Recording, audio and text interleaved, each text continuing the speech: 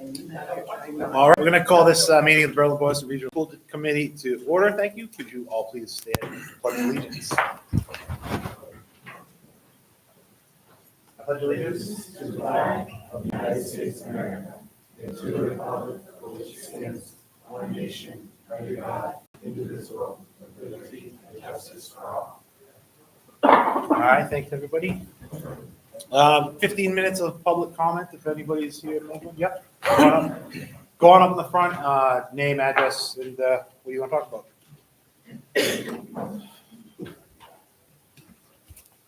Jason Paquette in Berlin. Daughter is an 8th grader here, son is a 5th grader at BNS. Regarding upcoming budget stuff, how the fiscal 24 and 25 budgets were handled by both the district and the town damage trust. At this point, it doesn't matter how, why, or who was right or wrong. What matters now is that the district is facing a voter base that is skeptical, and in some cases outright hostile and spiteful. Hopefully that's a minority, but they're also very vocal and perhaps influential. Last year's presentation to the voters felt like a false choice between two polar options: either accept massive tax increases or accept the loss of all electives and extracurriculars. The district failed to rationally explain why there was no middle ground available. Why was a modest increase with some modest reductions not possible? In asking for a large increase, there was virtually no transparency. There was a few top-level numbers on a slide deck, but no supporting information or commentary behind those numbers until after town meeting. Last year, we requested a budget book similar to what ASAPET and other districts make available, so it is promising to hear that a budget book will be an output of this year's budget process. I look forward to its availability. With that in mind, I offer a suggestion for your consideration. Please help the voters understand why the only options are large tax increases or draconian cuts. If the district is running so lean that there are no impactful savings, then please demonstrate that with supporting evidence and commentary. Tell us your story with supporting data. Last year there was live discussion but no documentation to illustrate the point about a large portion of the budget that cannot be cut due to state requirements or capacity considerations such as 50 kids in a grade level must have 2 teachers and so on. To help illustrate how lean the district is already running, if that is the case, it would be helpful to see the budget articulated in terms of minimum requirements versus discretionary, as in if you have to make cuts, this is where they have to come from. As this story was not being well articulated or supported by the district last year, I personally spent hours poring over net school spending data, comparing it to comparable nearby rural districts, trying to learn if the district is running lean or has room to tighten its belt. That story should be told by the district to all voters who need to hear it. Tell us your story with supporting data. It would be helpful to see not only the top drivers of increasing costs, but also where the district has created savings that help offset required increases. For example, there has been some discussion about seeking savings from agency costs by hiring those positions directly. What other areas has the district looked for savings or reductions? Please demonstrate what specific efforts have been made to rein in costs. Tell us your story with supporting data. The general sentiment from parents with students in the district tends to be that we choose to live here because it is a great district and we don't want to see it gutted. That sentiment can only absorb so much in terms of tax increases. The rates of increases we've seen are going to become untenable if they haven't already. It doesn't seem reasonable that the only choices are major tax hikes or draconian wholesale cuts. Thank you. I don't see anybody else. No, he's not. All right. One last time for public comment. Anybody out there? All nope. All right. Could I please have any communications that you might have received? Anyone? No? All right, then could I please have a motion to approve the consent agenda? So moved. I heard Lisa Second. and Megan, second. All right. Any discussion, questions on that? That has a warrant and 2 meeting minutes. The warrant will have some spending information out there as well. People are interested in looking at that. It should be available online. Any questions? No? All in favor? Aye. All right, against? Okay. For my report tonight, I'm just going to briefly read a little summary of our meeting last night. So for those who don't know, we had a meeting last night to discuss the superintendent search and what we're going to do, our next steps for that. So last night we met with our MASC rep to discuss these next steps, and she did suggest several things. Tracy Novak was here. She said, based on our district's current status, issues that we've been dealing with, the situation last year with the budget mess, the fact that our current interim superintendent was thrust into a situation with virtually no team in place over the summer, having to start everything over from scratch, she suggested that it might be worthwhile to do an interim search for another year to give us time to repair and improve the situation with our district. Mainly, we're talking about things in the central office. In order to make this a more appealing position for someone looking to be hired as our next superintendent. So if we were to take that path, we would still do a public search for an interim person. Al, you'd be more than welcome to apply for that position if you were interested. I don't know if you would be or not.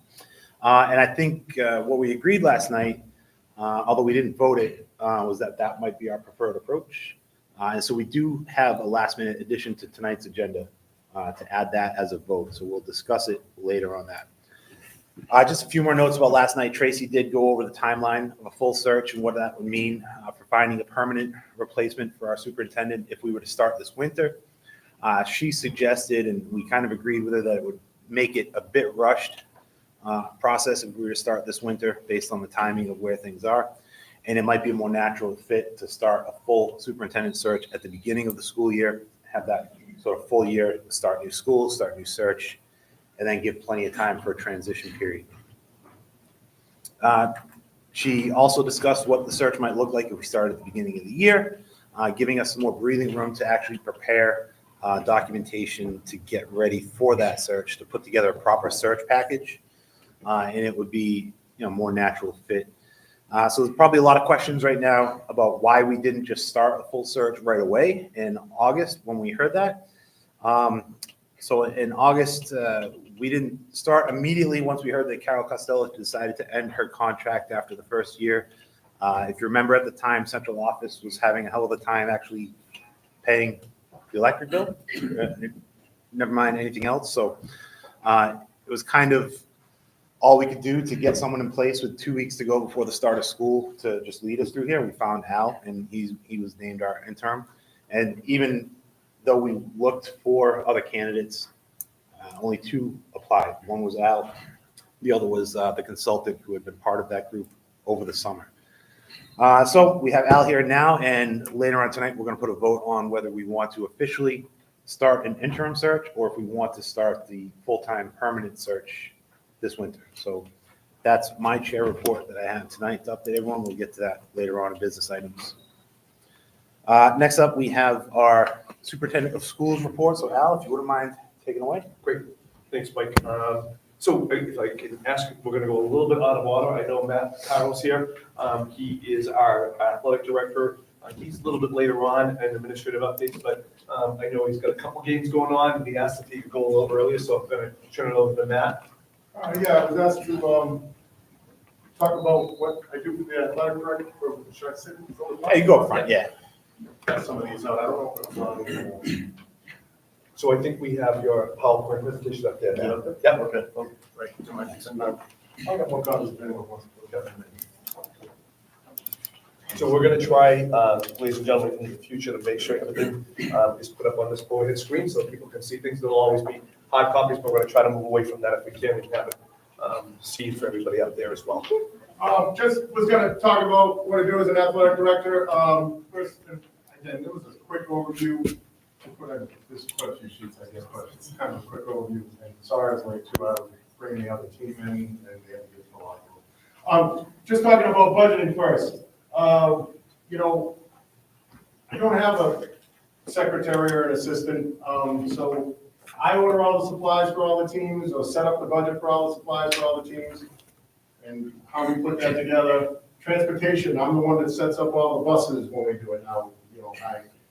We have the game, we set up a bus. Another piece of that is we have had issues with the buses. I'm sure you all know that overall with the buses, but a teacher here at school, Chris Cavino, decided to be basically our personal bus driver from NRT, signs up to NRT, and then we get to park the bus here. So although we still have some issues sometimes, and we got multiple games going on, for the most part, I mean, it has been, there are schools out there that have major issues. We have a bus here parked almost every time we have a chance to do it. And we work around. If they don't have a bus, sometimes we'll maybe a little bit later, we have someone to bring them in, but I mean, it's been, Chris has been, it's been great, I mean, compared to everybody else's other playing for it. Officials, I put the officials together, I gotta get them paid, gotta write down every game, I go over it fast, but there is, probably have to do somewhere else out there too. Field rentals. Our fields have not been great towards the end of the season often, and also when rain comes, they get flooded. So, you know, we've had to go to a lot of area places, but really going other places, we haven't come out of the budget too much. I don't know what that'll look like in the future, but I've called in a lot of favorites, I guess, would be the word for that. Same with EMTs, we don't have a trainer, that's another thing that we don't have here. So when we have MIAA games, we have had quite a few over the past 5 years when we go into the state tournaments. You is required to have an EMT or official there. So Wilson Fire Department has supplied us EMTs for us, and they have been great. Another big favor that we get. And then also putting together the workforce for all of our games. Ticket sales to basketball is really the only one where we need a workforce for selling tickets and putting together people outside. But when we have an MIAA game here, whether it's soccer or basketball again or lacrosse, we need to have ticket sales for those games. And it's tough. You have to set up a whole outside section and have ball people. We have ball people at soccer games all the time. But the entire workforce got to put that together. That would really be the budget section of stuff. I thought I wanted to throw in a few things on there, but yeah, no, I didn't talk about this. Scheduling. Again, schedule all the games. Now, we are in the Midwalk, and being in the Midwalk is a big, Midland Washington is what it's actually called. There's 26 schools. We are one of the smallest schools, don't get me wrong, but being a part of that, one advantage is you are in leagues. All schools are in leagues, don't get me wrong, but, you know, and being in part of Midland, Wachusett, these leagues are a little bigger, and half of your games get scheduled, I would say, about half. And then I have to go out and get all different makeups for what we're going to, not makeups, opponents for where we're going to go, and, I mean, that just started last week, so for fall. Fall schedule comes out last week in the Midland, Wachusett, in most schools, February 1st. And then we are already, this past week, I was setting up next fall, which we're pretty much all, I've set it all, pretty much have our game set when we're gonna go, but, I mean, that's how far in advance we are setting these things up. Come March, we'll be setting up next winter already, so that's been a big thing that's been going on this week, trying to get fall's schedule set up. Transportation, we already talked about the buses, so we put that together. Coordinate communication with the co-op teams and communities. You know, we play West Boylston football, which has been big the past few years, but we play Hudson hockey, which is having a phenomenal year this year. We play Hudson boys lacrosse. We have lacrosse here for girls. West Boylston comes to play with us. We have cross country, golf, and track. West Boylston comes to play with us. Neshoba ski. Neshoba, we have some kids in the some really good skiers in there. I mean, it's these co-ops put in the organizing and trying to get everybody together. It's another form of the scheduling. Schedule officials, talked about those. Schedule the workforce, talked about that in the last one. It can be tough though, trying to get people to do ticket sales or someone that wants to work at the side of a soccer game, going to get the balls as they go off to the side, but the kids really help us out on that. Administer all these games, supposed to be out there right now for the middle school game. We had 2 middle school games today, and then the JV comes in and varsity for Gardner girls games today. So that's, you know, I'm administering all those games. And this is scheduling, but a big part is the changing of the schedule. And I mean, kind of the example this week. I've been watching weather since last month. There's this week, Thursday, we could very well have a snow day or there's bad weather coming in. I've been watching that since Wednesday and updating parents since Wednesday that this could happen. It's also supposed to be a senior game come Thursday.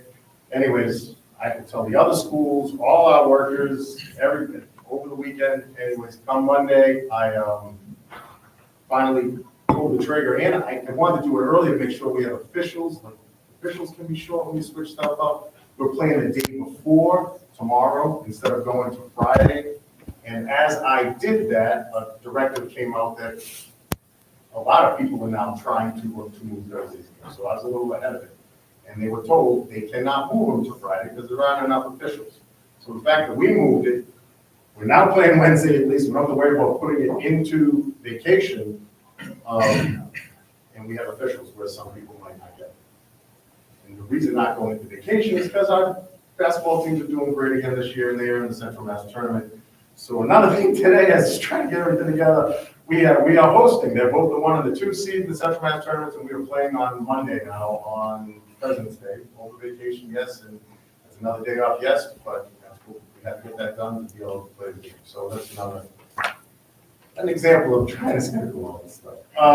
Minister, I said that, change the schedule. And then, coordinating facility availability, that's more of other people wanting to use our facilities. We've got travel with basketball in here on Sundays, got to make sure we have practices still going on. People want to use our baseball fields, you have to make sure. And there's a wide array when it comes to schedule. Let's go to registration. This is taking longer than I would have liked. Registration. Family ID Arbiter, we got this last year. So this will be our first time for the spring. So this year we started with it.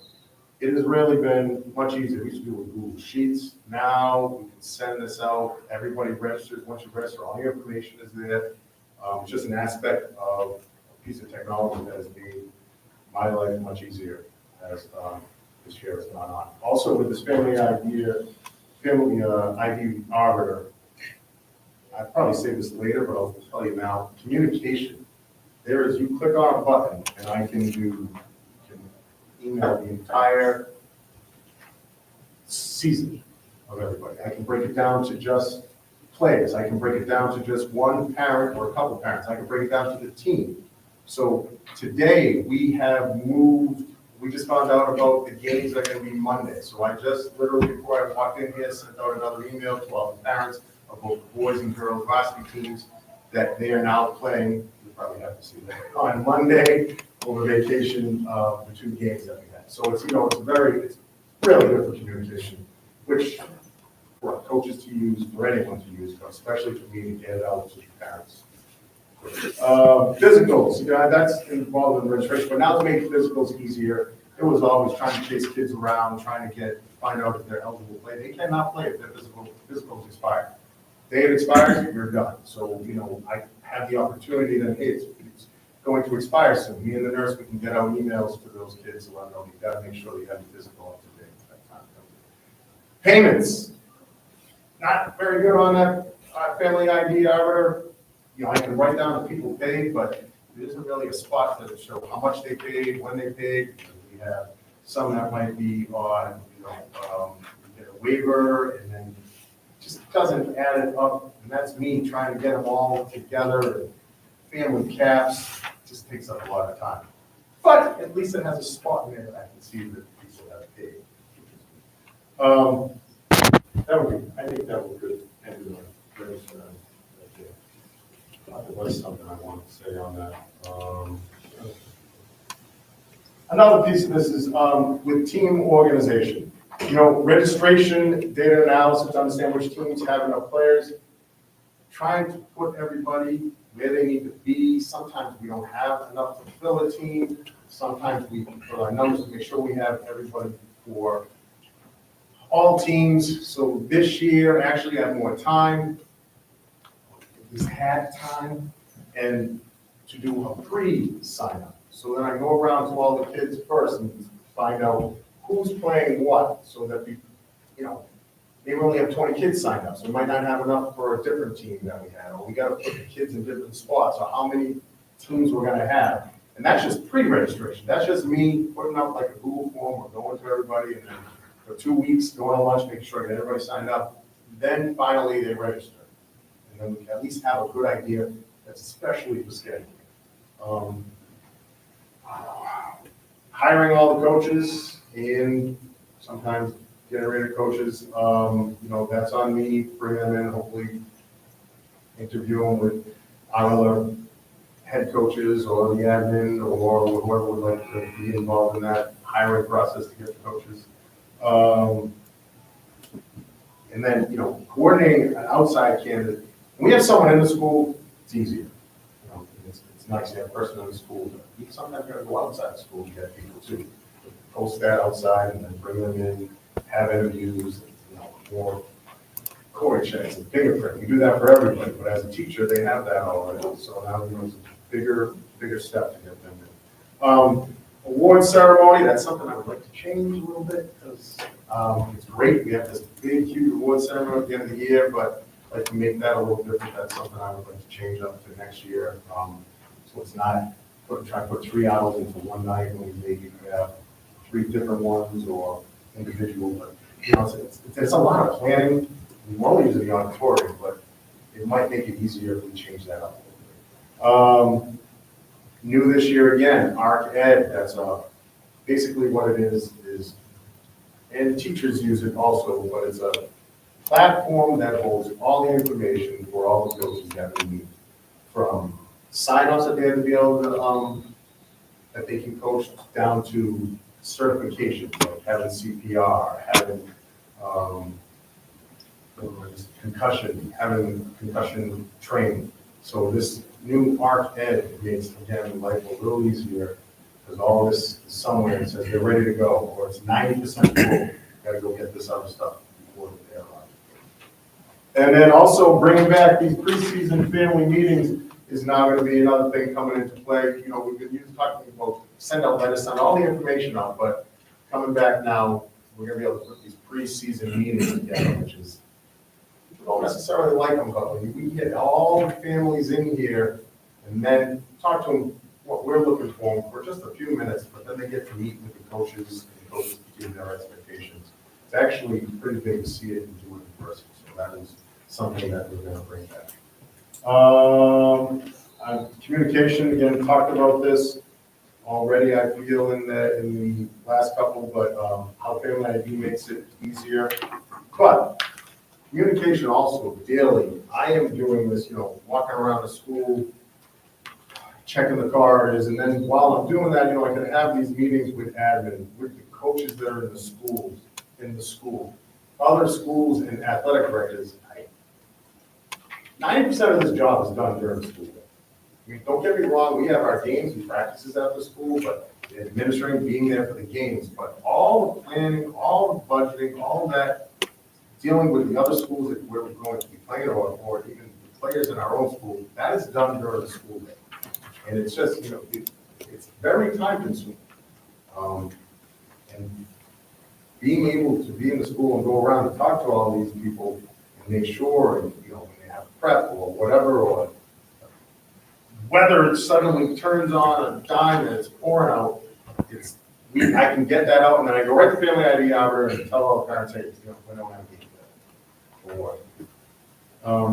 And there's the weather, that's with the weather coming, that's the buses we're gonna talk about, but then it's a lot easier when I have Chris here also, in today's races. There's another piece though, student supports, which, we got this brand new academic, the quarterly support for struggling students now, and we just, put together a letter for that, for these kids when they're struggling, and how we can support them to, so they can continue to play sports, and then they get those grades up and do better. We just put together a whole system for that was, just passed a little while ago. Now we have ambassadors, which are just, kids in the school, which are ambassadors for the sport, for our school and for the whole state. And they have many workshops to go out to. We got to get them there. So I bring them to them. These ambassadors, they have workshops. Then these ambassadors also go to the Midland Wachusett workshops and conferences. There's MIA leadership workshops and conferences. There's a ton of this stuff for our kids that we can use. And it's this last one at the end of this NTQ workshop, again, supporting mental health and, physical awareness of the kids too, to be ready for when practice comes up. That's another piece of just having more stuff for our athletes to be prepared for the season or after when they're out of school. We also get to go to the sportsmanship conference, there's a women in sport conference, and another piece, NTQ, up there with that is this Kyle Cares and Active Minds, which you guys will be seeing in a few weeks, trying to get that into the school. Another one, supporting student mental health. I think that was it on student sports. Go to the Matt. next one. If you don't mind, we're running a little short on time, but I know some people have some questions. Go ahead. Do you guys have some questions?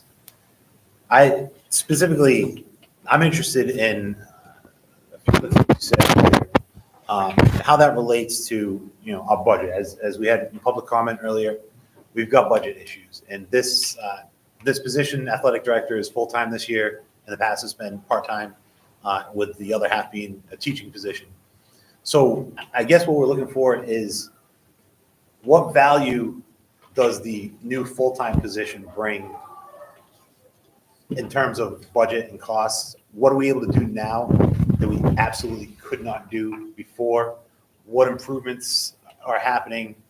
What, basically the return on that extra half at full-time. Because correct me if I'm wrong, maybe Lisa, you can help me with this, but we did a full-time athletic director and a full-time math coach. It was split part-time math and part-time athletic director. So that's an extra cost. That's an increase. So can we get some numbers? I didn't see any numbers in the presentation, but do you have some numbers, like how we can see what kind of value that's bringing? I mean, maybe it's easy on the math side, but what are we able to do now? Like, I know there's issues with the fields. We talked about that earlier this year, right? With Matt. So with the fields, so there's an example with the fields. Yeah. We have a game, I can't have that game here. I need to set up. I find out that day that we can have the game. We don't have the time to set that up when I'm in class doing something. I can talk right there, real time, to the other school. Hey, we need to set this up. Then I need to come to you. We need to play with you. We need to go to a different field. As far as the fields go, so that's like a in the moment situation. Something happens that day, weather issues, whatever. Is there any movement on like a maintenance schedule, getting that improved so we actually can do something? I'm going down to another meeting at 6:30 tonight. Yeah. Talk about the field. But that's another one. For maintenance, when we have issues, I can help to get those fields ready now. Mhm. I might have, we had something and we have to get that game in today. I sometimes will have time if I need to go to help, whatever might be the cost to get that game going. Same with the buses. We're talking about that, switching buses up for the next week, being in real time, being able to set those buses up to have them ready to go. Whereas when I'm, sitting in class and that bus has been canceled. Now I got to call for the bus company to, what are we going to do? Or to get in touch with parents. And, the last couple of years, often I can't get in touch with those parents quick enough. And I missed in middle school games to let them know that the bus was canceled, and now there's kids that aren't going somewhere and they're stuck at school because they weren't able to get on the bus to go home because they missed the game because we didn't have time to get to that. It's just, it is the time that now I can talk with all these schools of what's going on, that I can talk with the bus company, that I can be involved and be with giving parent emails, that I can help outside on the field, on the court, set. I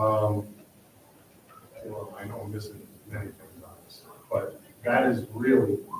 Well, I think one of the main things is for this year, I know that the school can be, as well, we are all very committed to, student academic success, and that, making sure that a contract, a letter's been created, the communication, and then the follow through and monitoring of that whole system that we talked about putting in place that, there's a lot of time involved that I know that Rich, Renee, and I don't, we're spread thin as it is. So he's able to take that and monitor, student athletes and academics. He has reports written through for guidance. So that's a whole piece that never would have, it would have been on him prior. Lunch duties now too, I'm on lunch duty, and while I'm there, if something happens or the parents, I can still email someone while I'm sitting at lunch, but I can't necessarily do that while we're in class and doing something else along those lines. And so with that, and I'll, excuse me, if I can. So that's been a huge, made a huge impact for Rich, Renee, and I in terms of us being able to have parent meetings and student meetings during lunchtime. Because previously, we're the lunch duty people because we also have, we'll cycle our staff through lunch duty. But if they have to cover a class, then we can't use it for lunch duty. So that would be our responsibility. So that's allowed us, I say, increase student and parent communication. Yeah, maybe. So just two things. Number one, about the fields. So that's great that you're gonna work on that now. We've been working on that, or at least I have with Matt Ecom, probably like 7-8 months, right? But I know we met last summer with the Davidians. I know Joel Goulet was involved. But we've been meeting with the state now. We're looking into grants. So I just want to let you know, I'm going to start moving you in on that because I wasn't sure who from the school should be involved. We have Aaron, I think, is starting getting involved, but I think it would be helpful to have someone from Tohoto that can speak to that. And then the second thought I had was it would be great if, I know a lot of other communities offer like summer athletic programming, like camps. To kids, even elementary kids. I don't know if that's something that we would think of as a district, because I would imagine, I'm looking at your schedule, I would imagine the summers probably aren't, I know you're planning for the fall, but it would be great to see if we could figure out a way to get some camps or something, even for the elementary kids, run them here, something like that, maybe. I don't know where that would fall under, but it seems like that would be a good place for that. Yeah, that's good. Jess, you have something? Yeah, I know you hadn't gotten the coach evaluations yet, so I just did speak very briefly to that, because in my own high school career, I had a very negative experience with a coach, and I felt that there was an evaluation process or some mental health training for the coaches. Set up a coach evaluation this year, meet with the coaches afterwards, go around and observe them through the season and see what's going on, and then look for, what we might have for parent input or player input, and putting together also trying to put a survey together for that too, from experience, how that was, to get all that information and we develop that. But the first part of it was the evals that we developed this year. So it's going to be sent out to students and to parents? That survey, yeah, the evals are from me and from what I do, and then meet with the coaches at the end of the season. And that, whatever information I might have got as the year is going to be put in with that evaluation. But the survey is going to be more right now of your experience here. So that's separate from the evaluation, but it could be. And sorry, very quickly, and so part of the coach training, I know there's the concussions and all that, and you mentioned there's a conference for athletes' student health, mental health. Is there something required within the training right now? Well, there are certain requirements on coaches. I don't know that, not necessarily specific training, but there is, there are PDs that they could do. There are certain, they got to take the training, the concussion training is one. Another one is an implicit bias course. Another one is, the CPR, then sign-ups going through and certifications for hazing and opioids. But there isn't necessarily another training section. There are stuff that they can take, fundamental coaching. There are different classes that they could take, not necessarily required. But said that if there was something, when I'm looking at coach management eval, if I heard, or there was certain trainings that we can give that coach that we think that they should use. So Matt is going right now through the same evaluation training that we as admin throughout the district are going through as well. So that would be part that he used, so there is a consistency in how we look at and evaluate people. That will certainly be used for coaches as well too. The other part is with the help of Sally, we are updating the training that some of our coaches need to attend. We found some holes this year that we didn't realize existed for some of our coaches, so we've added to that to make sure that's in place as well too. So that, just so you know, add to those two pieces. Anybody other questions? I have one final question, but the family ID arbiter, what is arbiter? Yes, well, it's confusing because it's like 3 or 4 different arbiter sites, so it's, Okay. I call it family ID, but it's run by arbiter. So you mentioned communication. Is that how teams communicate with players too? Because, yeah, I don't know if this is the right place to bring it up. Some parents have told me that their kids are getting direct communications, direct text instead of using school devices. Is that the system that we should be This is using? something like that, and also through Google Classroom and chat. Okay, So Matt, now those are the only two ways any communication happens with any of our coaches and any of our players now are those two formats that we control. Right, that we control. The family arbiter is goes separate. straight to that. It goes to the assignments of the parents.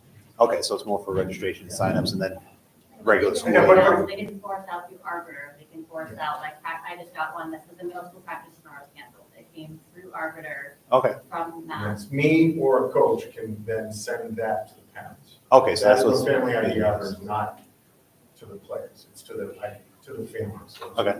Whoever signed up for that player, it goes to that. But coaches aren't texting players. Okay.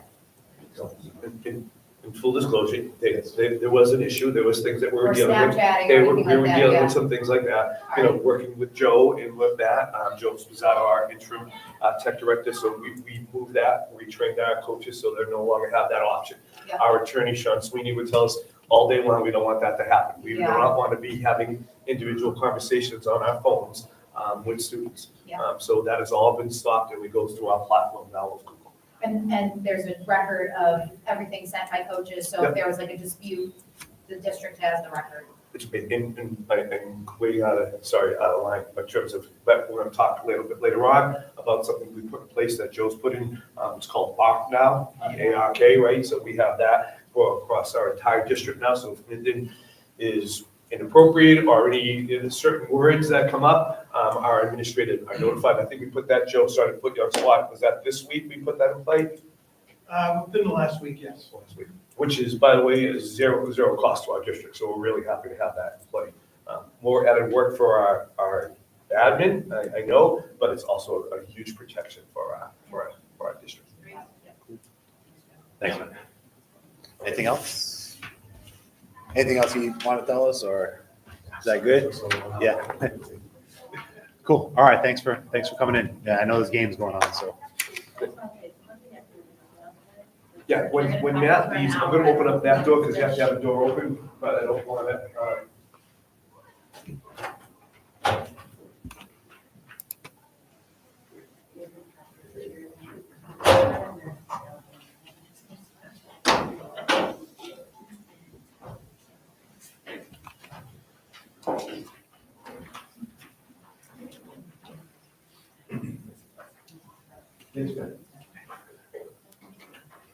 All right, Al, what do you got? Sorry. So next on the list is strategic plan, and I'm going to introduce a colleague and a friend of mine, Pam, in a second. So as you've heard me say multiple times, this district, our district, is a really good school district, but we certainly want it to be a great school district. Again, I'll go back to Jim Collins, good to great all day long. But one of the major pieces that we are missing is a strategic plan, and you heard me say that multiple times. There are a lot of good things happening, but our strategic plan, we are true north for the next 5 years. Once we have a well thought out plan, this will drive the district, this will drive the direction our district will go. And one of the best parts of our strategic plan is it'll get input from all our stakeholders, and Pam will tell you about that shortly. Not only students, parents, teachers, staff, admin, school committee, select board, town managers, community members. I tell you this because everyone will be a part of and own this part of the strategic plan. So when our meetings are held at any level, whether it be a school committee meeting, whether it be a select board meeting, a budget meeting, we'll remind everybody about our strategic plan, that we all agreed on this plan together. The biggest part that, based on what Mike was saying in his chairman's report about hiring the next superintendent, one of the best gifts that we can give the next superintendent that comes on board, and trust me, and both the people that will be presenting in a second as well as myself as retired superintendents will tell you, having a well thought out strategic plan will be one of the most important gifts. I made sure before I retired from Hampton Wilbraham that was the gift that gave John Provost, the new superintendent that came in there. That creates that plan. You know what's taking place for the district. That first year is not a year that the superintendent's trying to figure out and get to know everybody. Here's the plan. We sort of like, here's the baton. You take it and run with it. And I think that's really important. We met earlier, our admin team, about 4 o'clock today. We've been working on the strategic plan and having conversations about it since I came here at the very beginning of the year. Every one of our admin team truly believes, and I say that with them all sitting in the room, that this is the direction we need to go. We need to have a strategic plan so that we know what direction we're going in terms of business, finance, fields, curriculum. Every single aspect of our district will be taken into account, and that will be so extremely important for us to have. The other part that you'll hear Pam talk about is about the portrait of a graduate. There's work that has been done in that, and that will tie in really nicely. That's not being put away, but that will be tied in really nicely to the strategic plan. And the last part is this will be our living document. This will not be a document that we just put away on the shelf. This will be what drives us as our goals for the next superintendent, the goals of the district, goals for our principals. So with that being said, I'd like to introduce you a colleague of mine, Pam Gould, who we started our infancy as superintendents together way back. And she's here with Zeph, help me on the last name. Zeph Genetti, who will give us a quick presentation about what strategic plan is, because a lot of people have a different idea of what a strategic plan is. And it's important for everybody to have a clear understanding sitting in this room and what our community knows about what we're going to be doing with the strategic plan. Pam, I can send it. I'll let Zeph introduce himself first, and then I will introduce a little bit further, and then we'll. I'm Zeph Genetti, retired educator, retired superintendent of Mansfield, 20-year middle school principal, and before that, music teacher, fine arts director, and I'm happily working as a consultant, not interested in being an interim anywhere, so I want to lay that out there up front. I heard the conversation. And we are really, Pam will tell you, we love doing this kind of work because it's the passion of the work that we've done over our careers.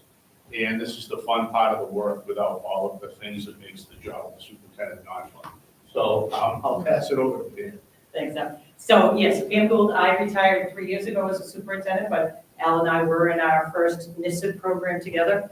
And so what you would find in a district, and I believe what you currently are working off of right now, in that program, we were all guided to do kind of a district improvement strategy, which is a good document, but it's a very kind of simplistic, usually done internally with your administrators and things like that. I am as Al said, a huge believer in not only the finished document of a strategic plan, but the process that you engage in as a school community. I heard earlier that there are things going on, right? So not to say that a strategic plan fixes everything, but as I listened to the gentleman speak at the beginning, all I kept thinking was these are things that you could begin to address in a strategic plan, whether it's communication, finance and facilities, all those kinds of things that I think, again, doesn't fix it just by doing the plan, but you at least get up onto a place where you're all speaking the same language. I'm way older than most of you, and so I started, when I first did my very first strategic plan as administrator with our administrative team, I was an assistant principal, it literally sat on a shelf. We did it because we was told to do it. I didn't ever agree with that, and by the time I'm with Al, I did, on my very last year, we worked in our community to develop a strategic plan that was left with the brand new superintendent. It gave him a roadmap that he could, now, he's gonna tweak things as he goes on, understandable. But that gave him a 5-year plan to settle into the district and figure out where they needed to go.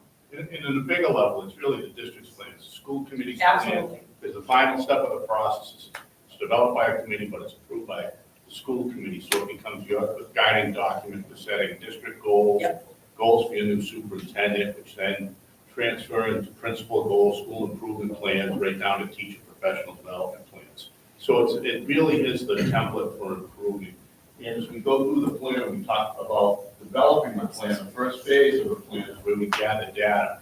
And that's really the strength of, and the difference between a superintendent's entry plan and a strategic plan such as this, is that we gather a ton of data up front, internal data. We have forums with all of the major stakeholders, the surveys, and all of that data is used to inform the process. So there's nothing that comes out in that final document of a plan that isn't grounded somewhere within that data that has been collected and looked at by the committee as we go through the process.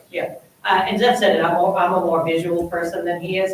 I always envisioned, and I would talk to my school committee about the idea that the strategic plan became that umbrella document for a school committee, that every single thing that you did, I had a standing agenda item on my meetings every month that we talked about what was going on with, where are we in the strategic plan? But the school committee sets their goals around that.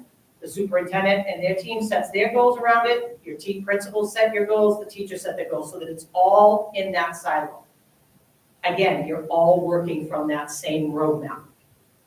Again, it doesn't fix some of the problems, but at least has that community understanding the why. So the question too is why hire a consulting firm? Yes. And we are extremely busy doing strategic plans right We're now. working on 8 right this Right, minute. spring. And so the trend, when Pam and I were doing this work many years ago, superintendents developed their own plan, but current thought process around strategic planning is it's really important for the superintendent to participate in the process, not run the process. And from a community standpoint, it adds a whole different layer of transparency.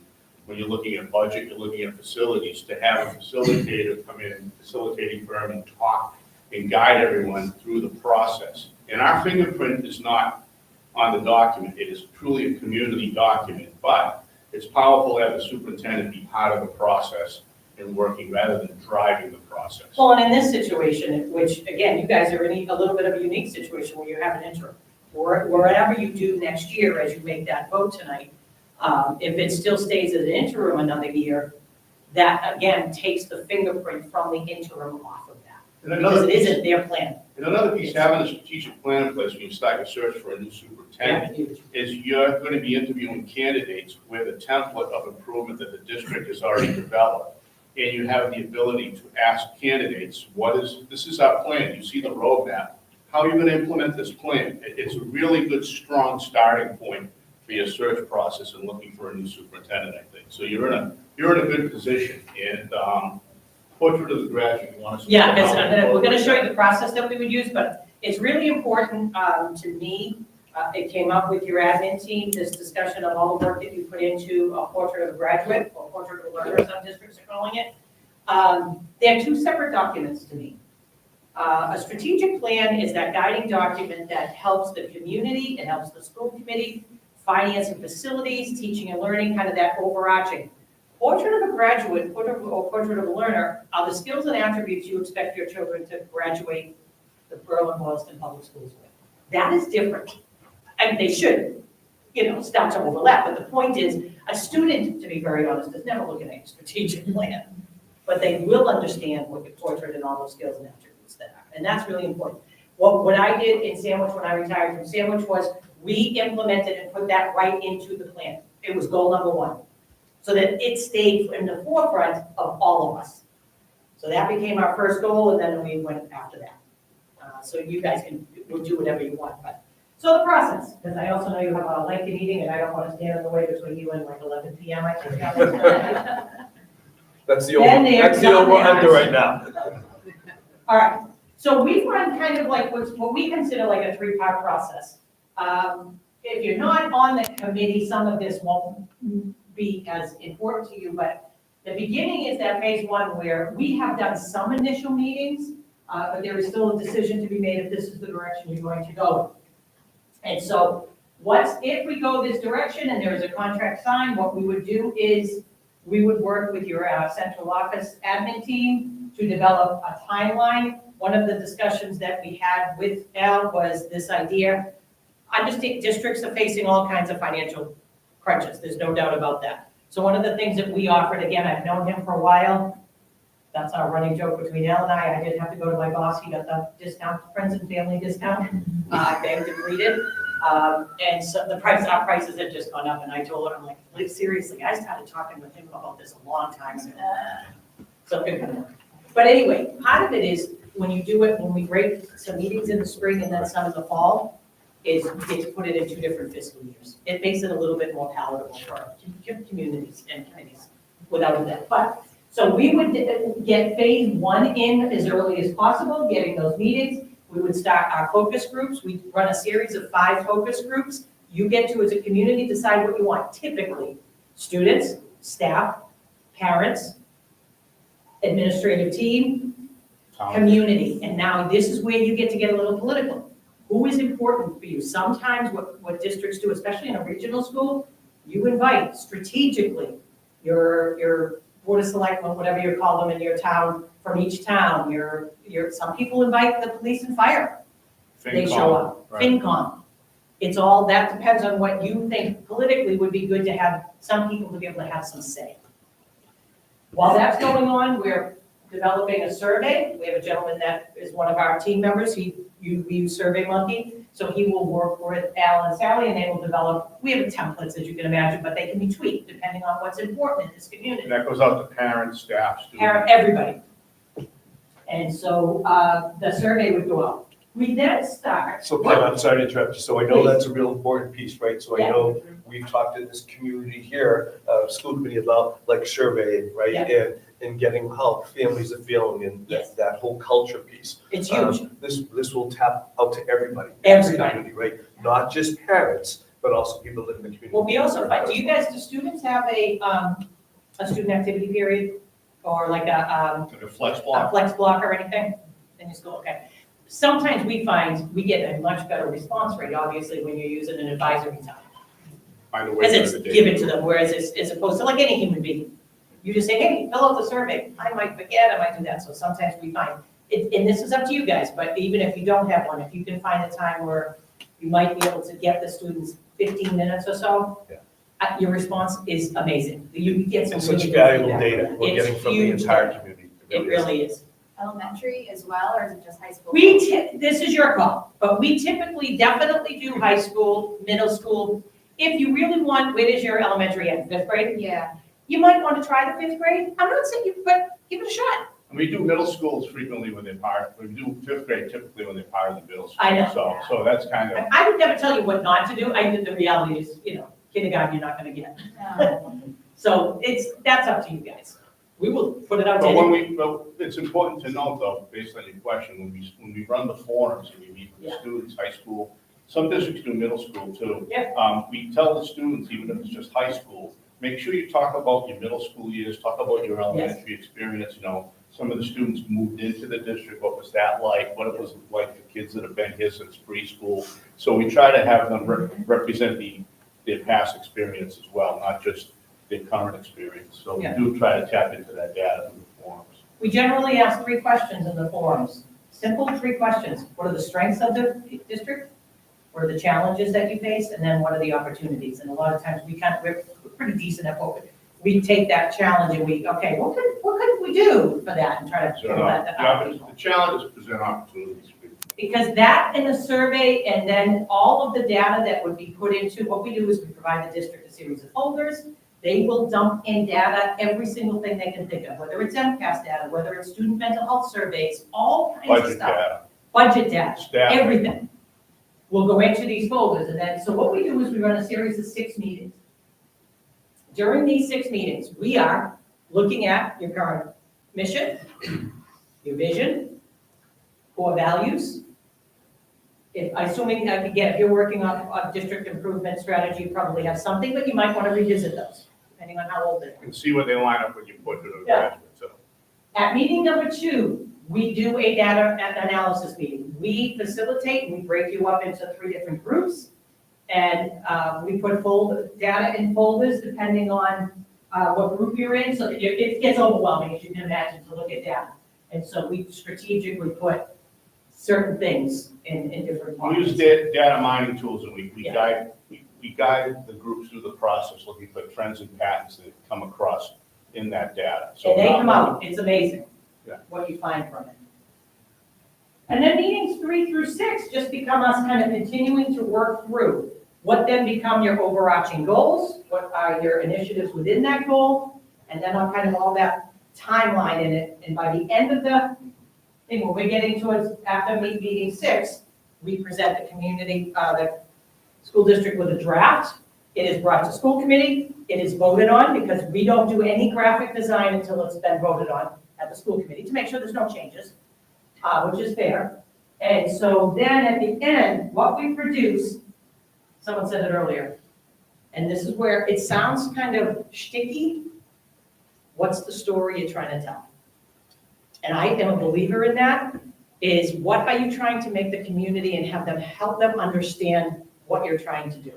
And so when we talk with our graphic design person, I'll just show you a couple of them just so you can understand. we ask communities to come up with a theme. What is a What theme? might be going on? We do a lot of seacoast communities. There's always some sort of nautical type. Always. theme. We did Neshoba's, and they had the Great Road, because all of the schools in town were on that. We call it the Great Traffic Jam, because we could never get there.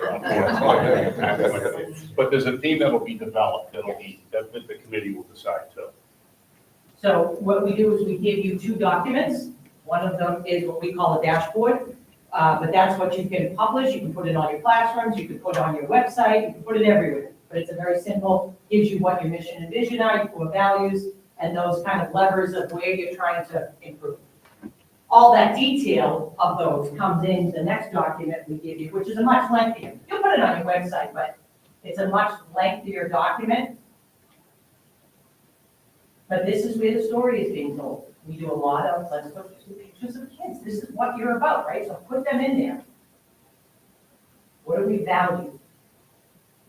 We joked earlier with this admin team. Dartmouth is a farming and coastal community, so that was the story they wanted to tell. They're proud of that.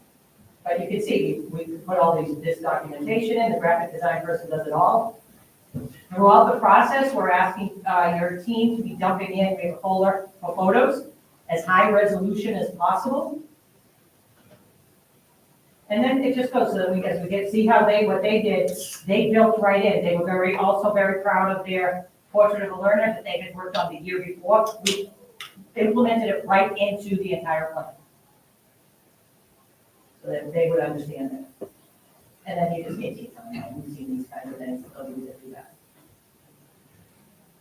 There's a huge accountability piece on there as well too, and you'll see that timeline there. Kim, if you just move up one slide, right? Like, we're not only telling the community, we're telling, school committee, all of us, like, this is the plan we're all working on together. This is the timeline we have, and this is the success we're hoping to have as well too. This truly is what we need. It's truly what we need to help guide us. And like I said to you earlier, our admin team is in complete agreement as well too. I think this is what we need as a district, as a community, to really help guide us for the next 5 years. So you're identifying your big rocks. Where are your big rocks that you want to move? And then below the big ones, typically 3 to 5, and then what does the work look like under that? What is the timeline? And then the school committee is provided with an opportunity to have updates as you go through the 5 years of the plan of where you are in meeting. And it should be a living and breathing document that, no one saw COVID coming and everyone had to have a different game plan. So when things happen, you have to have that flexibility to adjust within your plan as well as you move forward. And it's gonna hold us a little accountable as well too, right? Absolutely. So when we're talking about even their first goal right there, right? Looking to do a curriculum review, right? So what does that look like, right? We talk about, I've spoken to Joe before we even hired a 5-year technology plan. Yes. What does that look like? Here's where it's gonna be. Here's where it's housed. Here's where you're gonna expect it to be completed by. So it holds all of us accountable, and then you guys can say, okay, where is this? Because this is where it's, instead of all of these mini conversations, a lot of blinking lights going on, this is where we're headed for. We can refer to this at all times and making sure we get the work done we need to get done in the next 5 years. You might have, again, I'm looking at this very simplistically because I heard one gentleman speak, but there's the budget, right? That's going on everywhere. It might be that you have a communication plan around your budget. Because clearly that might be something that needs to be better. Doesn't mean you're not trying to do your work, but it might be better. It could be better. And what does that look like? One of the districts I'm working in was literally one of their main goals was communication, and it's simply around having a common platform for all the principals to work off of. They just didn't have that. So as a parent, if your kid is in 3 different schools, it is a nightmare. They're doing it differently in every different building for a parent. And so all little things like that, but what's the plan? And even, the question that was asked about our athletic director, okay, so what's the communication going back and forth by coaches? So we say that's happening, but we can memorialize that by putting it in our strategic plan. So it's underneath technology. Yep, there it is. We said we're going to do it. Here it is listed. I think we got a lot of things going on. And I think we just need to have it housed in one place that we all can refer to it and we can all hold each other accountable and say, why are we doing this? Or great idea, we're going to hold off of that because we all agree that for the next 5 years, this is what we're doing. And the That's beauty not on of the this, plan, guys. Why are we doing this? and the beauty of these plans, it's all grounded in the data. It's not someone has an idea, or I think this might be the case. It has to be grounded in what we analyze out of the data to support what we're doing. So it really gives the plan some teeth. You have questions for us? Questions? We talked a lot. Anyway, Easy. So I heard you talk about parents and students. Do you also include like the staff, the teachers? Oh, yeah, Okay. absolutely. they have a forum, they have a survey, and when we put the And committee they're all together, committed. the committee's typically around 20 people, and it's made up of community members such as school committee, could be other elected officials, students, staff, administrators, teachers. So that's the group. You really want a representative group of the community that's involved in that process. Okay, and then, so for like the meetings, my other question is, does everybody have to go to every meeting? Or could we say, all right, we're gonna send Jess to this first meeting and then I'll go to the second one? Or does it have to be the same? I would 20 advise people? against that. Now, emergencies happen, right? But if you say to this, to your constituency that we're gonna run meetings X time of day, these are the dates, because that's one of the things you would publish before you try to get people on the Okay, so committee. we pick the date. I just think for flow, Yeah, doesn't mean people can't come and watch a meeting. But part of it is that some of the work it's not a hard set that Yeah. we're finishing this part of the project at this Yeah, they meeting. lose the We'll mojo. work through. Gotcha. We'll have 3 different groups look at mission statements, write mission statements. We might come up with a common one, but then we'll give people time to think about it before the next meeting and come back and meet it again. If you have mission statement alone, if you have rotating folks coming through, you're gonna be rewriting that every time. It'll take us 6 meetings to get the mission Right, statement it's done. coming through the But door. what I would advise, you're gonna probably have 1, maybe 2 members of your school committee on there. I would make it a standing item while you're working on it to report out of what's happening. So that people be open about this whole process. Absolutely. And then it's no longer, as we know, that sometimes people are saying, well, it's the community, it's the school committee, it's the superintendent. Everyone has ownership in this, right? Everyone from the community, so it's all of our plans, right? So we're all on board. It's not pointing fingers, we're all working on this together as well. I just have a couple of comments. So first of all, something that stood out to me. I like the idea of an outside entity doing it because as you pointed out, it's not just superintendent driven, it's not the school committee. It's someone who does have a stake in the game, kind of guiding it and that's extremely helpful because it is a huge undertaking.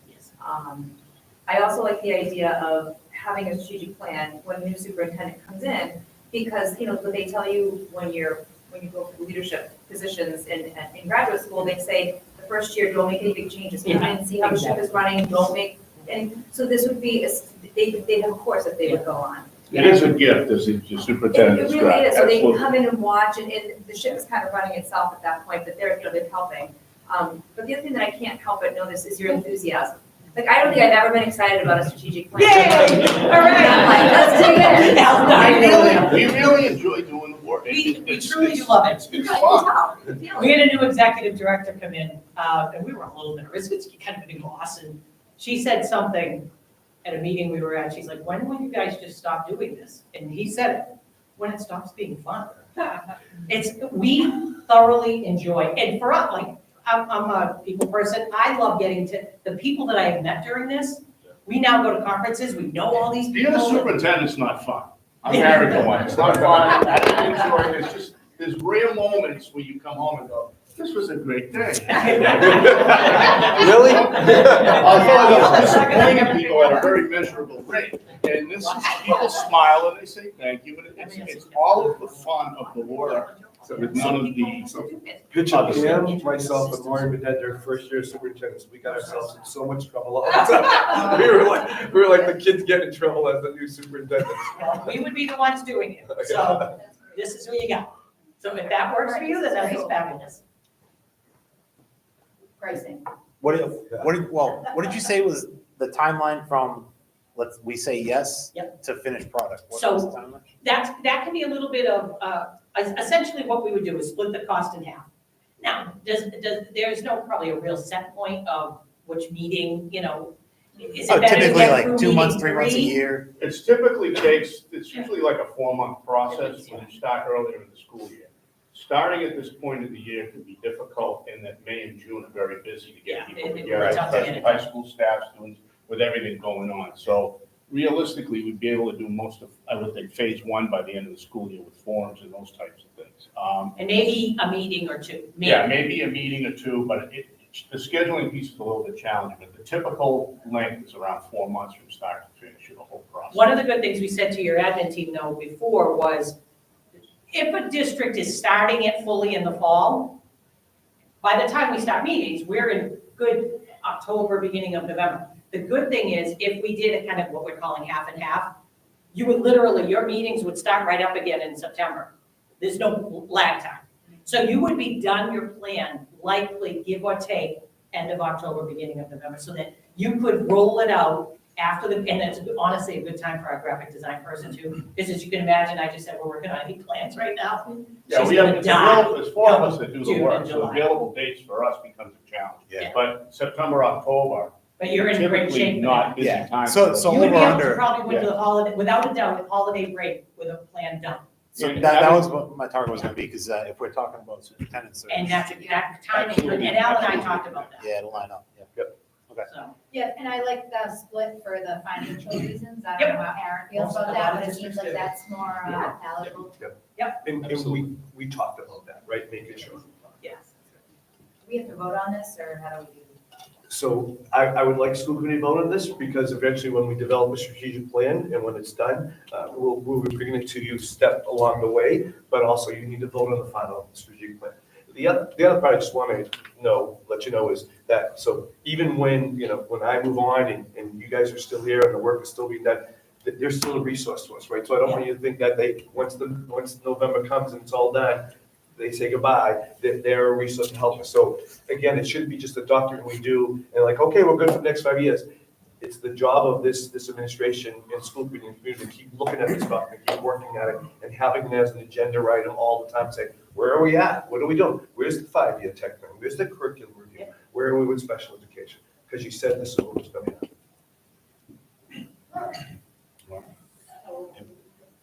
What's that? Yeah, please. Yeah. Go ahead, ask the question. So Throw us some numbers. yeah, absolutely. Are we voting tonight, or what's the? I would like you to vote today if you are good with that. Well, let's see how it goes. It's not on here for a vote. Oh, good point. Very So good. it's not on here for a vote. And I don't handle rejection well either. so. It's a budget issue. We That's might right. want to hear more from Aaron about budget. So Okay. I don't know if we'll be able to vote tonight, but we do have another meeting this month. So Okay, excellent. Because we really want to start moving on this. And like I said, everyone in this room really feels like this is the direction we need to go on this stuff. I like it, I just want to see. Yeah, so if we're not voting, maybe we get the numbers. Yep, We can look absolutely. at them, we don't have to discuss them tonight, if we're not voting. He has all of it, Al. All right, perfect. We- We have the presentation too. In the drive, yeah. Yeah.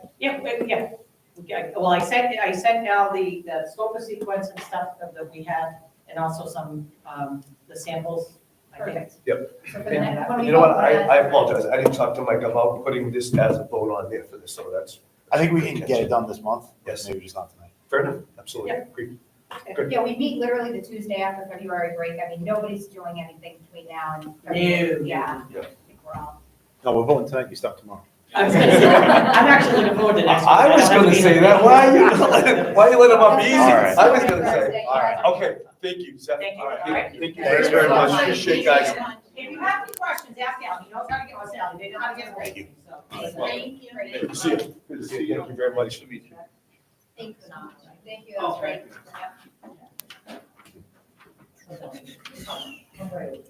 All right. Matt, do you want us, where it says student council rep, Matt, you want to take, you're on? Yeah, sure. I'll just, I'm gonna go through real quick. I got kind of a short list of things that have happened. So right now our high school student council is doing something called Kindness Week. We got, it's kind of like a spirit week kind of thing, just some kind of dress up. So tomorrow's wearing blue for support inclusion. Yeah, just kind of like a simple, easy thing to, spread some kindness and love around. Recently, we've had something awesome going on. We've had AP Literature exhibitions. So AP Literature is a class that you can take as a senior in high school. And since starting in October, so it's it's 3 or 4 months of work the students put in to put together these presentations that they give to the high school and teachers and admin in the auditorium. And they are incredible how much work goes into these to answer some really awesome questions. It's very creative. It's they pretty much get full control over what they do. They're wicked awesome to watch in person and see what they come up with. And also another great thing that happened was the Quebec trip. So our French teacher, Mr. Wiedemann, put together a trip to Quebec where I want to say it was around 50 students. I don't know exactly. It was around 50 students went to Quebec for a long weekend. It was a lot of fun. I unfortunately did not go, but a lot of my friends went. I heard it was awesome. Lots of awesome things going on there. They did dog sledding and stuff. It was a good time. I just wanted to point that out. That was a pretty awesome thing that happened. Props to Mr. Wiedemann for putting that together too. Excellent. Matthew, thank you. Any questions for Matthew?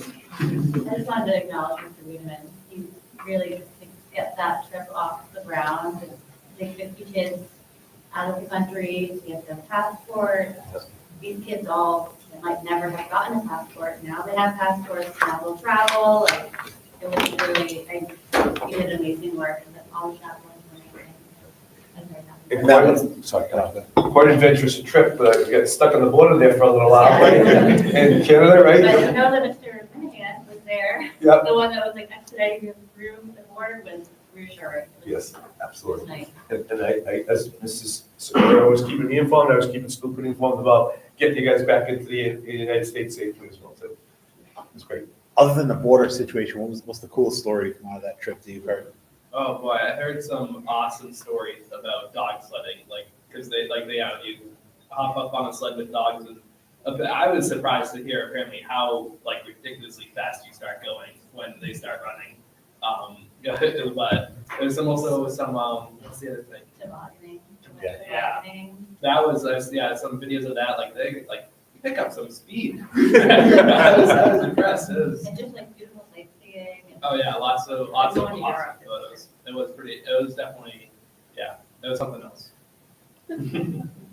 Yeah, no, you think the teacher, I don't know the name, Mr. sorry. Wiedemann. Wiedemann, yeah, I did a trip similar to that in high school, and it completely changed my outlook on everything throughout life. It was more of an exchange, not just a field trip, but to this day, our families are still in touch, and any type of opportunity like that we can promote would be cool. Thanks. Are they doing it again? Because I remember we voted on it, remember? Around this time last year. Yeah. Yes. They planned it for a year. They took a full year. That's what I mean. We voted last January for this trip, and I haven't seen it come through, so just wondering, are they every? So it'll be every other year, because it's a long time to plan. Yes. And it also allows families to pay it off in increments. And students also can contribute when it's, so it's a payment plan. So I talked to Mr. Wiedemann, and he said he would like to do it every 2 years. But that doesn't mean that we won't have other staff members who want to do other trips. There, we have other people who are interested in doing and supporting those types of experiences. So Lisa, is it specific years of French students that are allowed to go, or any French student, who was asked to go? It was any high school student that was taking French, so it wasn't even, so it was they mixed Like, if you just take the whole 8th grade on trip, they stay in their group.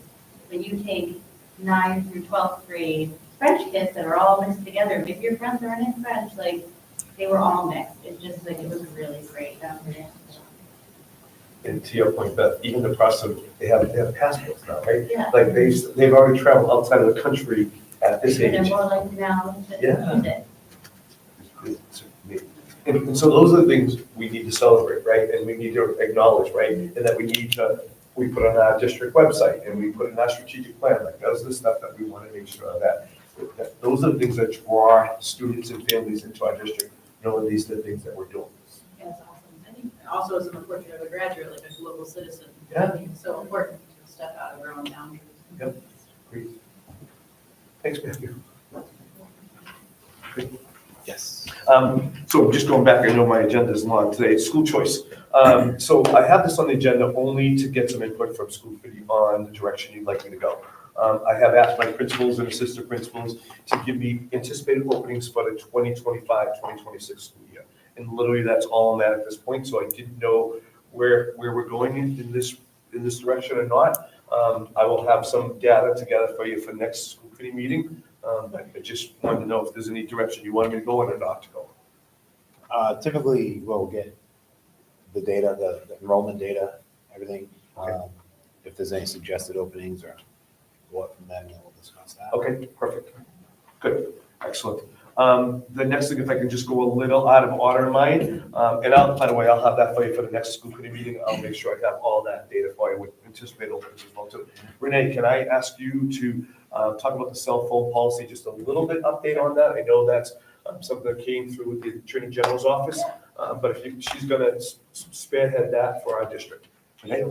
About mid to late January, the Attorney General's office, Andrea Joy Campbell had introduced the Study Act, which is a bill that would require all public schools to have formal policies regarding the use of cell phones, tablets, and any personal electronic devices on school grounds.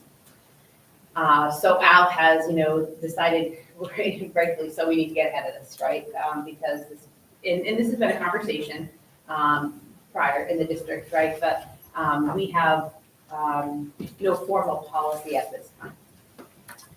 So we have started a conversation just between Al and myself, and we wanted to first come to you to just bring this up. We thought the best approach would be to start having some informal conversations with all the stakeholders, attending hopefully, one of your policy subcommittee meetings, and then go to the PTO meetings at all three of the schools. We have student council groups, student advisory groups that we could attend, teacher team leader meetings. And then from there, try to regroup and think about forming probably a smaller focus committee. I would plan to create a draft for you next month, I would think, of kind of a timeline of what that would look like. I know we have some meetings coming up. After vacation, we have a student advisory meeting that we can kind of start some, conversations with students. PTO meeting is this week, so I think we would start the PTO meeting conversations. I would ask to be invited, obviously. I would love to start with your sub-policy committee meeting. That would be one of my first. I would love to attend, just kind of to see where you guys feel this needs to go. And then, kind of lay out a timeline of where we need to be so that we can write a policy to go forward with this, because this looks like an initiative that's gonna, come to fruition, for the state. So I think we just need to get ahead of this before the next school year.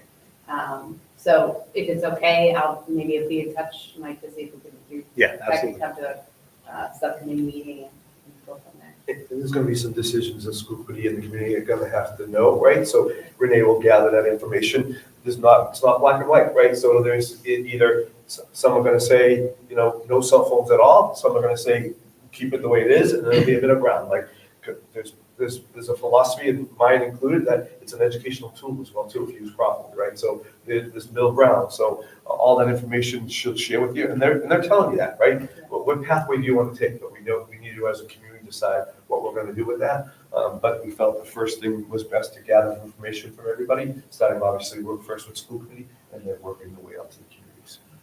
I think you're also starting to see,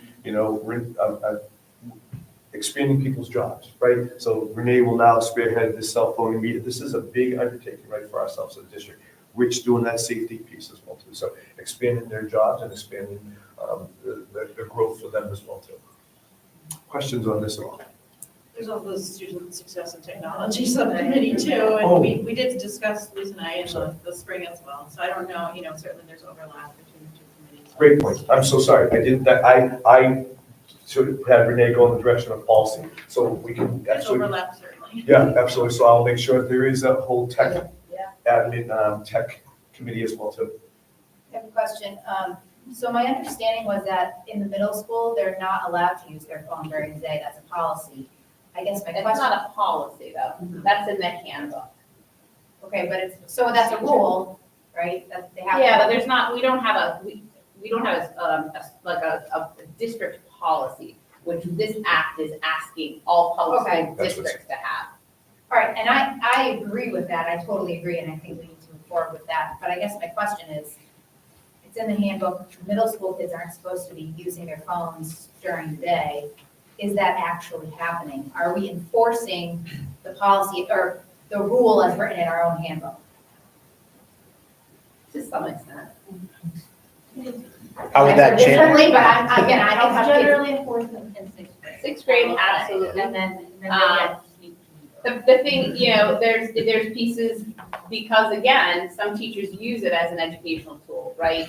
So depending on, those pieces, those need to be clarified in something really specific, right? So where if we, and again, with the help of technology, right? If there are certain apps that the teachers are using, because that is something that does occur. Like the kids like to use it as an excuse, but it is, especially in eighth grade, it is definitely something that's happening.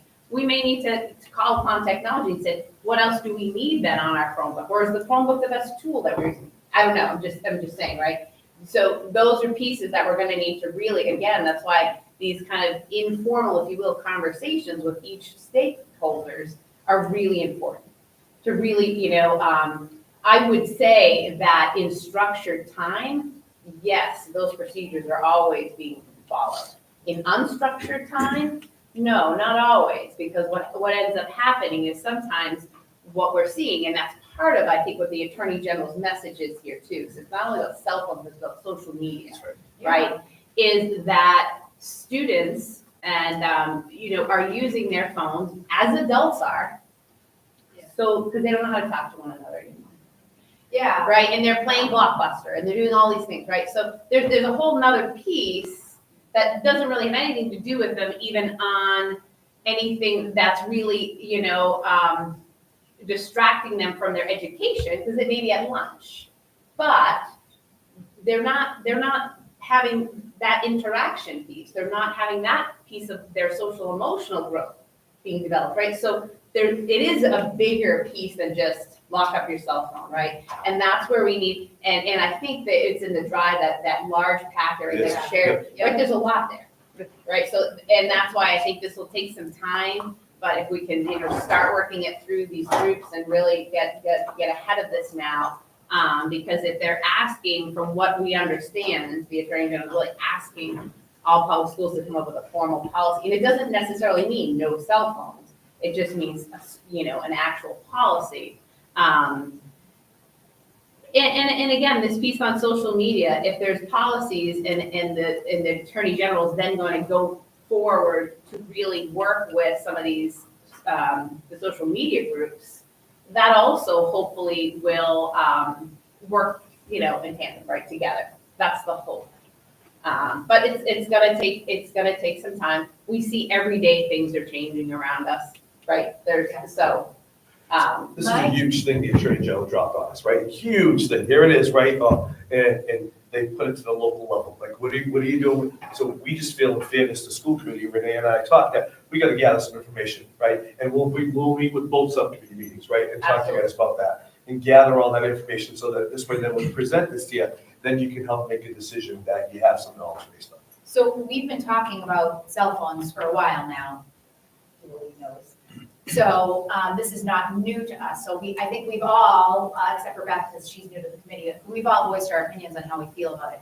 But I guess going back to the whole thing, how it's in our handbook that middle school kids are not supposed to be on their cell phones. I actually had the pleasure of subbing at lunch one day. It was over a year ago. And there were kids on their cell phones in the 8th grade at lunch. Can we please start following the policy in the handbook?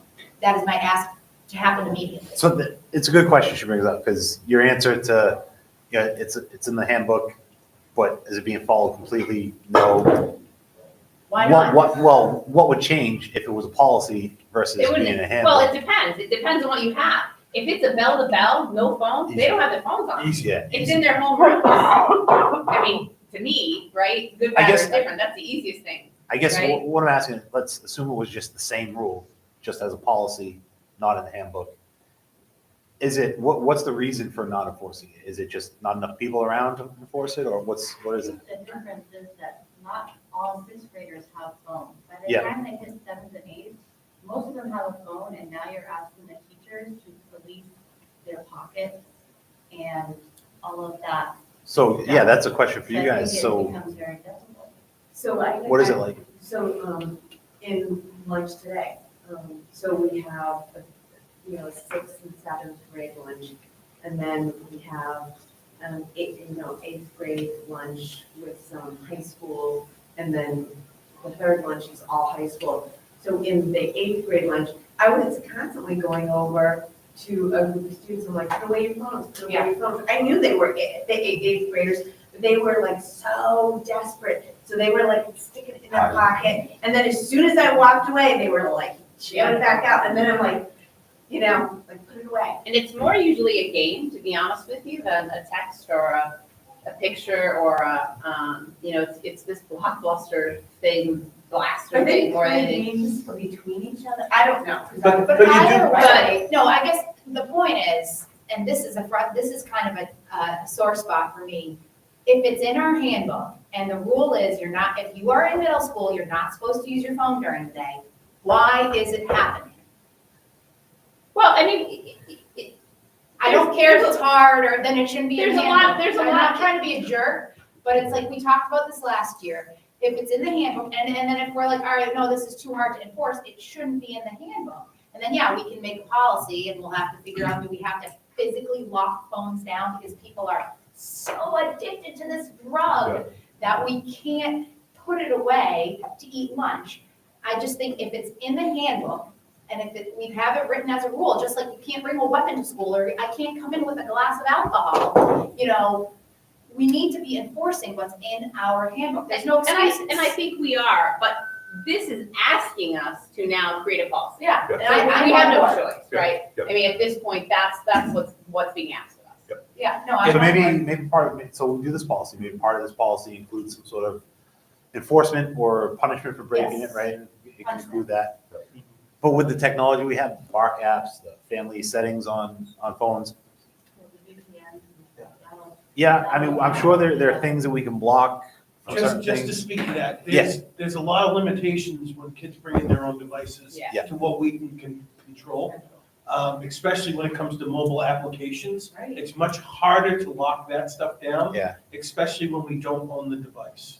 So I mean, I'm just throwing things against the wall here, Joe. I mean, devices are not going away. We're trying to train these kids to be young adults to go out into the workforce.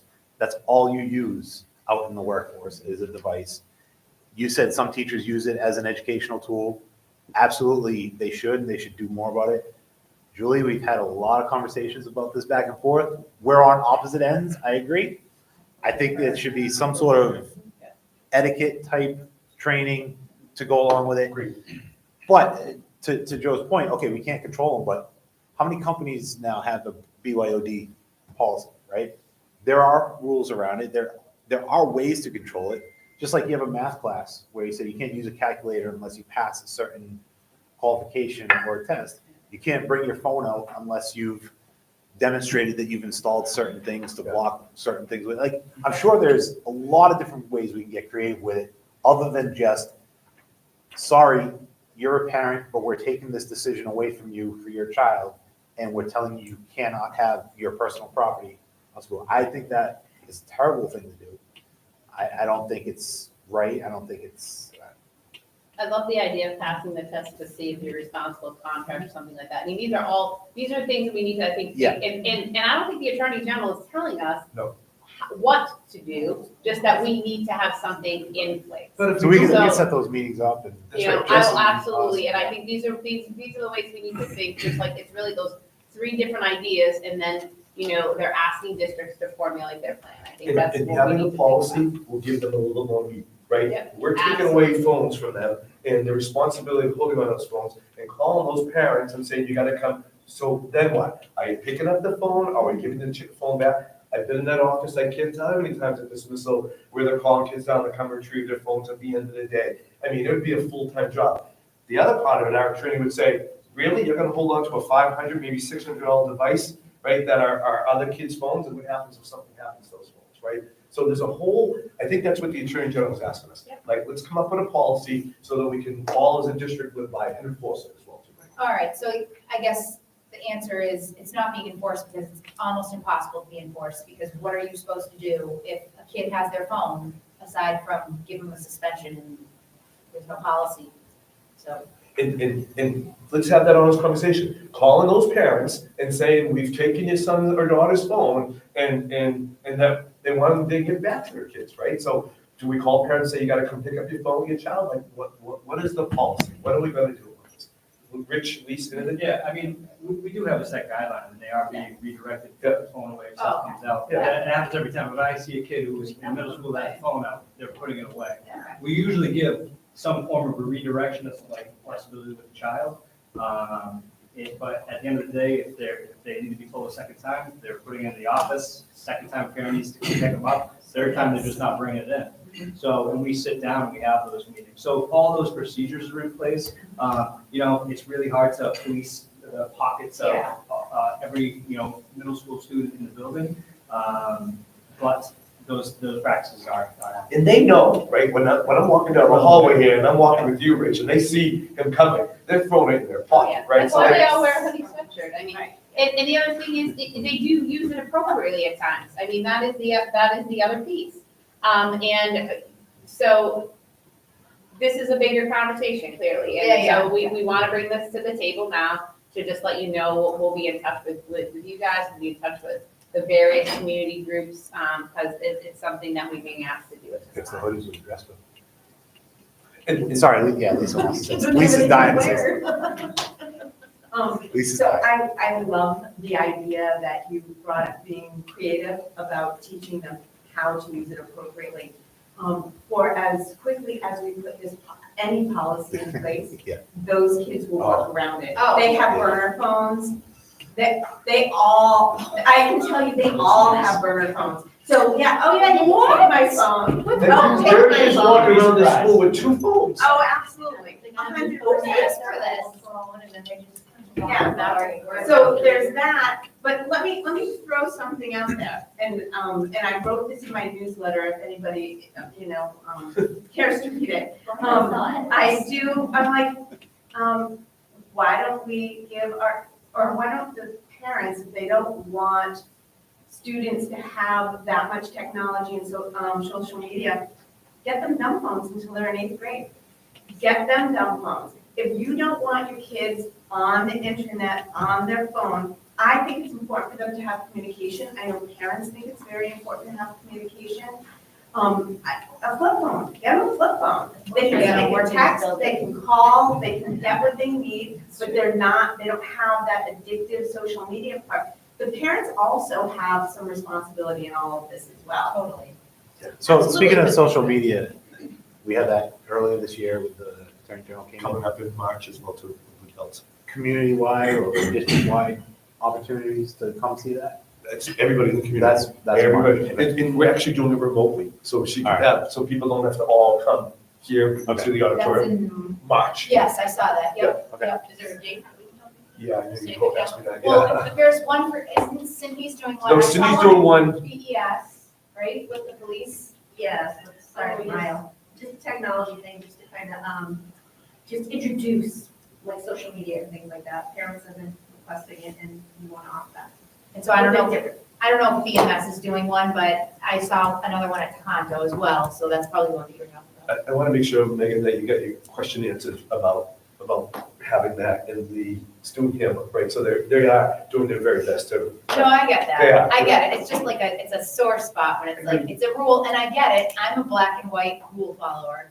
And I don't have kids that age yet, so that's caveat right over there. My kids are still young. They do what I say or So you know. Well, yeah, because I'm breathing down their neck all the time because they're little. But yes, I get it when they get to They that have age. burner phones too. I can't believe kids have 2 phones at that age. I don't know where they get the money. But anyways, So I just want to make one comment. I appreciate that you're enforcing it at the middle school because one of the problems that we have, and we all recognize this, is when they get to 9th grade, a lot of students leave and that's because there isn't a connection. So those real life connections, and you said the word, Lisa, and it really is, I can relate, it's addictive. Like, I think we all touch our phones and so it's really hard for them. So I appreciate your efforts and I know how hard it is to be like the warden. It's tough to go up to these kids and say, can you put it away, can you put it away? But I appreciate the efforts because we want them to connect with each other. We want them to have memories and we want them to just enjoy the experience and not be like, geez, last year, I don't remember what I did at lunchtime. The hardest part, this next generation of kids that are coming up, they're just watching their moms and dads all day long on their phone. And how many times we go through a grocery store and you see kids in carriages with the phones in their Oh, hands. yeah. Already it's starting, right? So this next generation that's coming up, it's going to be more difficult. But I think parents are finally informed, like, I think some of the kids, people didn't know how bad it was. It's just coming out right now, the data, how addictive, like Facebook, like scrolling is physically like a drug and it's bad for your body. Deliberately addictive too. Yes, even the creators of Facebook have said, I wish we could undo this. And I know I'm aging myself with Facebook because there's all these different things now, but I think this newer generation of parents is gonna be like how people are about red dyes now. Like, they're gonna step forth and say, no, I don't want my kids because we know it's bad. But I don't know when that change will come. And I agree, I think we need parental buy-in on this. It can't just be the school trying to do it. And so we're being proactive, right? So we're already on top of this and we want to make sure we knew, because this is out there, right? And we're going to get you as much information so you guys can help make a decision, both at both policy meetings and then eventually at school. If it's okay, I'd like to just make one suggestion. So Julie Lee sent us a really great email about this topic. Yeah. And she had a couple resources that she recommended. One is a book and one is a podcast. And I think it might be a really good idea if we all, listen to that podcast and read that book so that we're all fully informed. So when we go to make a vote on this or make the policy, we'll know where all the dangers are. And I just want to say one thing that might not be included in these resources that doesn't often get brought up, but I bring it up occasionally. All of these phones are emitting EMFs. And when you're in a room with, 20 different phones, blasting this, we got the Wi-Fi blasting, it is affecting our bodies, it affects our blood-brain barrier, and getting these out of the classroom and then trying to, mitigate the blast from the Wi-Fi would help also our kids with their health, their physical health and mental health. I believe Lisa had written something too about the book too, the anxious generation. And whatever, yeah. But you had mentioned the anxious generation and something you had written, I would forget from what direction. Oh, yeah, I was just gonna say, I want to start a book club for the anxious generation. I did put out a Google form. I only got 2 responses. So if any of you want to join in with me, I would be happy. I can send out that link again. Oh, yeah. Thank you. If you can send me that information that Julie shared with you, that'd be great. Okay. Great. Okay, I'm so sorry. Well, that was, Renee, thank you. There's a lot of work obviously ahead for us. I wasn't trying to be a jerk. I appreciate it. No, I don't want to. That's those are good conversation. Our K-12 school student and information protection. So I just want to make updated, this is the immigration updates, right? And so how we as a district are handling this. Just so you're aware, I went for training as a superintendent on this. We are, as an admin, we went through all this training as well too. I sent you a link as school committee members, you can go for this training as well too.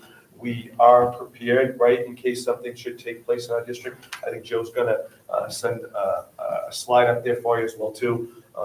If for any reason someone should come in, we need to make sure we realize that our kids are protected in our district. That is our job. We protect that information, we protect our students. We were trained, we had a training that took place that if someone should come in wanting information about our child, we cannot provide that, forbids us from giving that information. If they do, they have to produce a warrant. And we're sort of trained on what a warrant should be looking like and what it should look like coming from the federal government as opposed to coming from ICE. The third step that our administrators were told to do is, and then they call central office, which would be the contact person. We have an emergency text group message as well too, so in case something like that should happen. And then we also have an attorney on record that we will be using. Sean Sweeney is not the attorney on record for that. It would be Katie Manal, who is someone that I've worked with in the past. She is that person that if something like this should ever take place, that's her expertise. We would call her and use her as a reference. I want people in the community to know that we were trained in this. We're hoping that this won't ever happen, but if it does happen, we have policies and procedures in place to keep our students and their parents and information safe. Questions on that? We're good? Okay, excellent. Next thing, I'm quicker. Town reports. I want to thank our principals, Mike as well as our chairperson. We submitted, and Nicole obviously compiling all that. We gave both town reports to both Berlin and Boylston, so they both have their reports and they'll be published annually with information regarding our school districts as well too. And I think that was put in your drive as well too, so you've seen that as well too. Lastly, a little bit of a vocational update. So it's something I'm still pursuing. I know the last time I met with you, I gave you some information about Assabet Valley, and that there is openings for our students more so in their sophomore year. So we shared that with the high school. We shared that with our guidance counselors as well too. I am spending tomorrow night actually at Monty Tech. I'm spending it there with a couple school committee members, looking at some possibilities and opportunities for us as well too. So I'm looking at all different regional school districts around us, giving our kids opportunities. Just preliminary conversation. I know a couple of school committee members there, and they invited me to their sort of open house and training of what takes place there.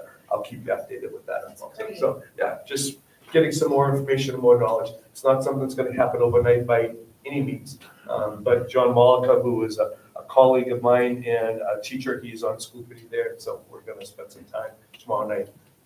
Shrewsbury has an agreement with Leicester now. And Yep. They bought Becker College, Yep. so they have 10 spots promised to them or So- something along those lines. I don't know if it sounds like they're at the ground level, like I don't know if that's an opportunity as well. Sort of what I'm trying, I hate to even say this publicly, sort of what I'm trying to do with Monty Tech, right? Just opening up a door and seeing this opportunities for our kids for different vocations. Because again, as we were clarified, that, the opportunities that students from Berlin might have and students from Boylston don't have at Assabet Valley. So we're just looking to create other opportunities for our kids. Vocational is a thriving opportunity for our students, right? So we want to give them every opportunity they can have. So just looking into that, I'll give you a further update after my meeting tomorrow night. What else is on anything else? I think that's it. I apologize for the length of that, but thank you, that's my report. Cool, thank you. Thank you. Next is our administrator updates. We can start at the top with Lisa. Oh, so theirs were just read only? Oh, yeah, Just read you're only? right, my Oh, bad. I'm. No. So if you want, I held them off for next month, but theirs are all read only, but if you want them to give an overview. No, we get that. Does anybody have any questions on you? I like Yeah. 1 minute, 10,000 view next time would be great for the people that are watching. Yeah, next time we can do that. That's perfect, sorry about that. All right, then next is Director of Curriculum, Sally. All right, so I have a couple of items that I've submitted for tonight. Just go over them quickly. The first one is the district report cards. This is something that the Department of Ed issues every winter. They just came out on January 31st.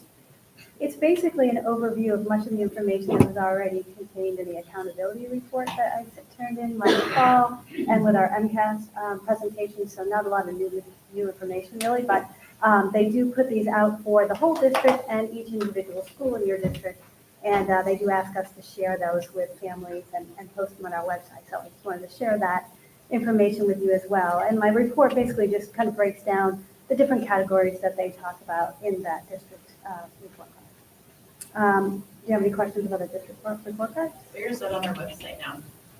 It's posted right on there, right? So district report card, yeah. I'm pretty sure that I know, I got the link, I'm sorry, just, Yeah. if I were not me on the committee, where would I go to access that information? On the website. I know Cindy sent the BES one out in her Yep. blog, I don't know, I thought Hunter did too. Yeah, by law, we have to. They've all been. Yeah, they were in the blogs, but Right. yeah. But they're also supposed to be posted on the website, and so they've been put on there. It'll be on there tomorrow. Thanks, Joe. I was curious. That's why we have these meetings. Thank you. Anybody have any other questions? So Sally, Sure. I spent a little bit of time looking through them, but can you maybe point out maybe the most, I'll call it the most challenging score that we received, but the worst score that we received and what might we be doing about it? Well, if you look at all the scores, there's like an overall rating at the very end. And so I would say BES had a score that was lower than the other two schools, so that's something that, we want to take a look at. In what areas? It was an overall score, but it had to do a lot with the MCAS, which we talked about before. So I've been working with Cindy, right? And so we've been working hard to see that growth taking place. Our hope is that this next round of MCAS that we'll be taking this spring, actually next month, right? We're going to see there's some things to focus on, and I'm not speaking for Cindy, but with Matt, and we're working with John as well too, who's not only our curriculum director, but we're actually doing learning walks, so we're seeing what education is going to look like both in Berlin and Williston. And we're actually working with Sue O'Neill, who is a former superintendent as well too, so we have an outside perspective who's working across the country right now, helping us seeing like, what do we need for best practices to make sure we're moving that needle. That there are some things we're working on, and we know it's a concern, and we acknowledge that as well too. So that's probably our biggest thing that we're working on right now. And Cindy, I don't want to put you on the spot, and then you want to jump in on that, but. No, I don't, because we do know we have some things to work around in that area. When we're looking at that report card and the accountability, it's not just the MCAS. I'm gonna throw this word out there, it's attendance too, which we have been working on this. A lot of things in that accountability rating. So it is a lot of MCAS, but there's other factors in there as well. On the opposite of that, you need to know, because we focus on that, but we also got to acknowledge what's happening in Berlin is great. There are some great things there, pockets of excellence that happen there. And the report card is extremely, we're very happy about that as well too, as well as Toronto. There are some really good things that are happening there as well too. So we're now, as an admin team, working to move up Wilson as well too, and we know we have to do that. I think the small classroom size is at Berlin Elementary needs to be pointed out and as a major difference between the two elementary schools. And also, as we go into budget season, I think that's very relevant. And also, and I know we talk about this all the time, I feel like we've brought this up a lot. There's still stark differences between things that are being done at BES and things that are being done at BMS, between curriculum and, they did this worksheet. Every third grader should be doing the exact same thing district-wide. We agree. So I think there's a lot of work to be done there.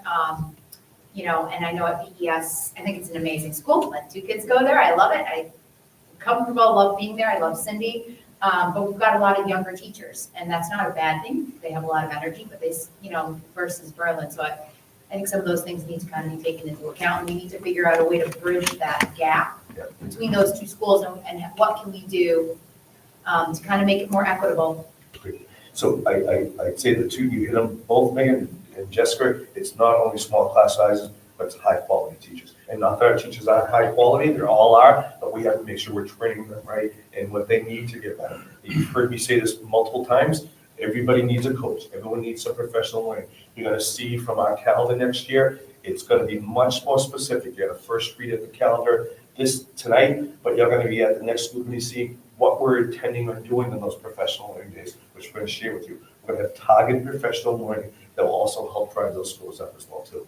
We really need to be looking at the curriculum and what it looks like for high quality education. What are the best practices that we should be putting in place that are gonna show our students success? Evidence-based practices. And if I could say so, I mean, this is another reason I'm excited about the strategic planning. I mean, that's one little section, the teaching and learning section, but that's where we can develop this plan and then have it, you know, so. And by the way, that is on the district tab, our district tab. I'm also very interested in, like in Berlin, that they're departmentalized, right? So that's a perspective we're looking at, right? So, and Cindy and I have talked about that, where the teachers are concentrated on what they're teaching, right? Whether they're teaching math or teaching ELA and stuff. So those are all things that are part of the conversation that we're having. The sales department will be able to put it all in the strategic plan. Like, this is where it's going to stay. The other thing, and we talked about this during the budget a couple of years ago, if you look at Boylston Elementary School spending per pupil versus our district, that's on the lower end. So the spending per pupil at BES is less than the district, and it's significantly less than the state. Just something to point out. Yep, good point. It's less than Berlin, it's less than Tohoto, it's less than the state. Sally, one of the stats that stuck out to me on this website was the graduation, or the high school outcomes graduation rates. Mhm. It only goes to 2023, but it looks like our district dropped significantly from 21, 22 to 23. You know, but that's kind of a tricky, What's going on with right, that? because sometimes, for instance, I'll give you an example. If a student was with us and they leave, they unenroll, but then they don't finish wherever, like they don't go on to do something else, like say it was like you had a student that was going to leave to do some kind of a night program or something. That shows as a non-graduation. So sometimes there are situations that are out of our control. Is that what happened that year? I mean, we've had situations like that in the last couple of years. It went, we were at 99, 98, Right. 7 to 91. But it which is- wasn't that, it's not that. we It was didn't barely have above somebody, the like, state. fail out and not graduate, you know, it wasn't that kind of situation. It was usually some of those outlier situations. But if we're online looking at the district report card, the trend line on that looks terrible. Yeah, but I think it has just to do with the statistics, because I mean, it's not like we didn't have anybody that didn't graduate last year.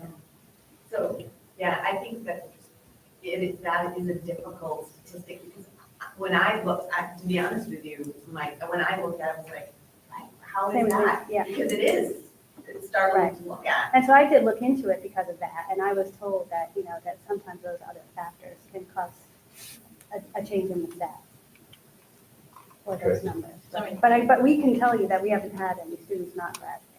I would also, part of me wonders, only because my daughter graduated in 2023, that was graduating class of 62 kids, it was significantly smaller than 2022. Right, so the numbers are tiny. So right? like when you have that's smaller numbers, so impacting- that's one of the things I wondered, I was gonna ask you if maybe, because just one or two students could set that lower with Yeah. such a small number. That is true. So I'm careful how I ask this question. This year, we have 100% of our students graduating from high school. Is that correct? Correct.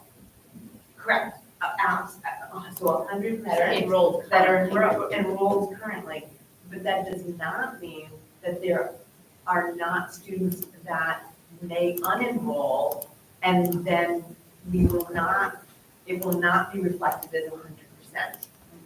So right now, 100% of everybody, students that are attending Tohoto High School will be graduating in 2025. As they did last year. if they, yes. Are on track to this.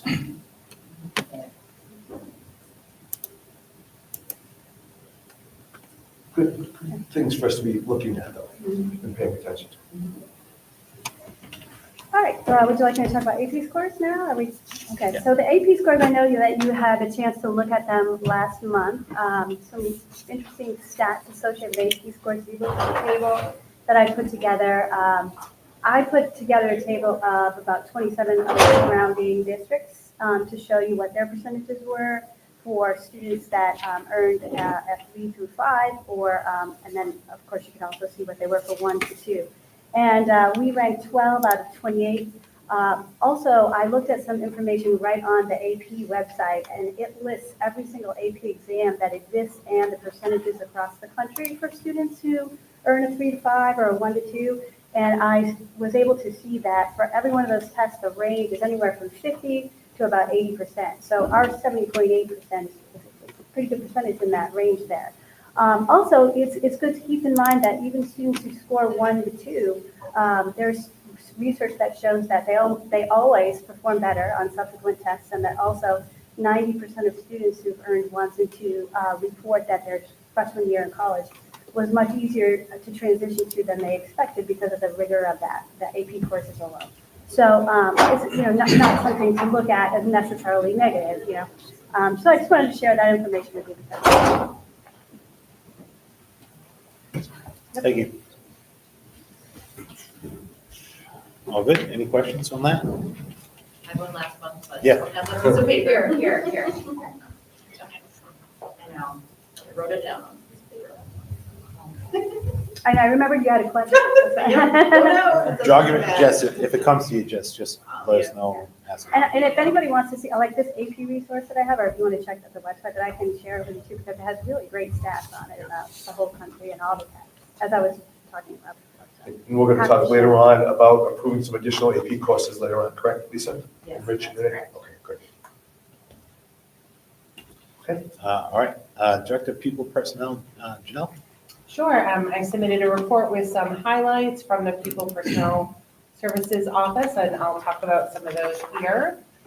Starting off with our special education services. I've provided the number of students that we have provided special education services to so far this year. The district total for that is 249.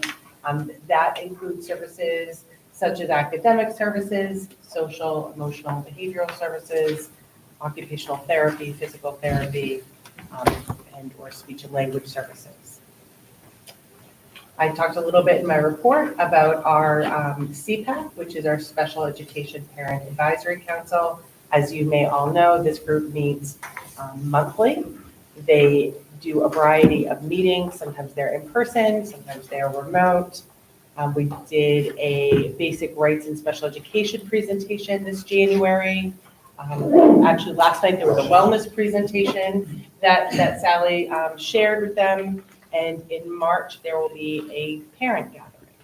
Just a little bit of update on the CPAC in our district. They're a great group, but there's a lot to support parents in our district. I also wanted to provide an update on the district's efforts related to our 2023 special education determination rating and the work that we've done since that time. As you may recall, we presented a lot of information last April on that determination rating.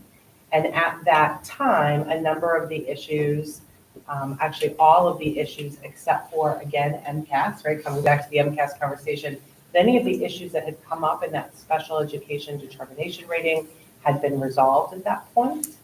The outstanding issue that required our attention were MCAS scores that are captured in what's called Indicator 3. And Indicator 3 looks very specifically at the gap in proficiency for students with IEPs compared to students without IEPs.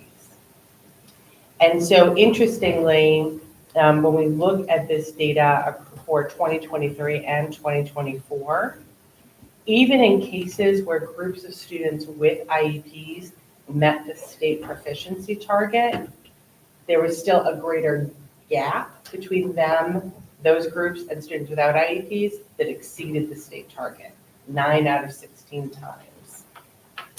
So since then, administrators have worked very intensively with DESE and consultants to really understand the root cause of this gap. That includes analyzing various data points, such as attendance, discipline, grades, service delivery in the IEPs, disability types, MCAS scores. Really, if you can think of the data point, we considered it and we looked at it. And we're now in the process of sharing those insights with our staff and focusing on developing an action plan to address that And that does take time. So when I say an action plan, that means over a period of a couple of years. The plan will, one thing that we do know is that the plan will emphasize professional learning opportunities in universal design for learning, which is referred to as UDL for short. UDL aims to reduce barriers in learning by offering multiple ways for students to engage, represent, and express their knowledge. It is an evidence-based practice based in neuroscience, personalizes learning experiences, engages students, and it not only addresses students who might be struggling or having difficulties, but it also provides opportunities for students who are ready for enrichment and advanced learning opportunities in the classroom. And these kind of things take time to really carefully and thoughtfully roll out, but that is something that we are focused on in our upcoming professional development opportunities in the years ahead. Although, I don't want to be misleading, we do have staff in the district who are very skilled in UDL principles, but we really do want to prioritize that professional learning across the district, so to make sure that we're supporting all students. Funding for this type of work, we reserved an amount of money from our IDEA grant, that's our federal grant fund, and we are looking for additional grant opportunities to further support those efforts. That rating that I just provided an update for was provided in January of last year. We understand that the next rating will be available from DESE in March. So that's where we'll have a new rating. Yep, and that will be the 2024 Special Education Determination rating. So that's a yearly rating.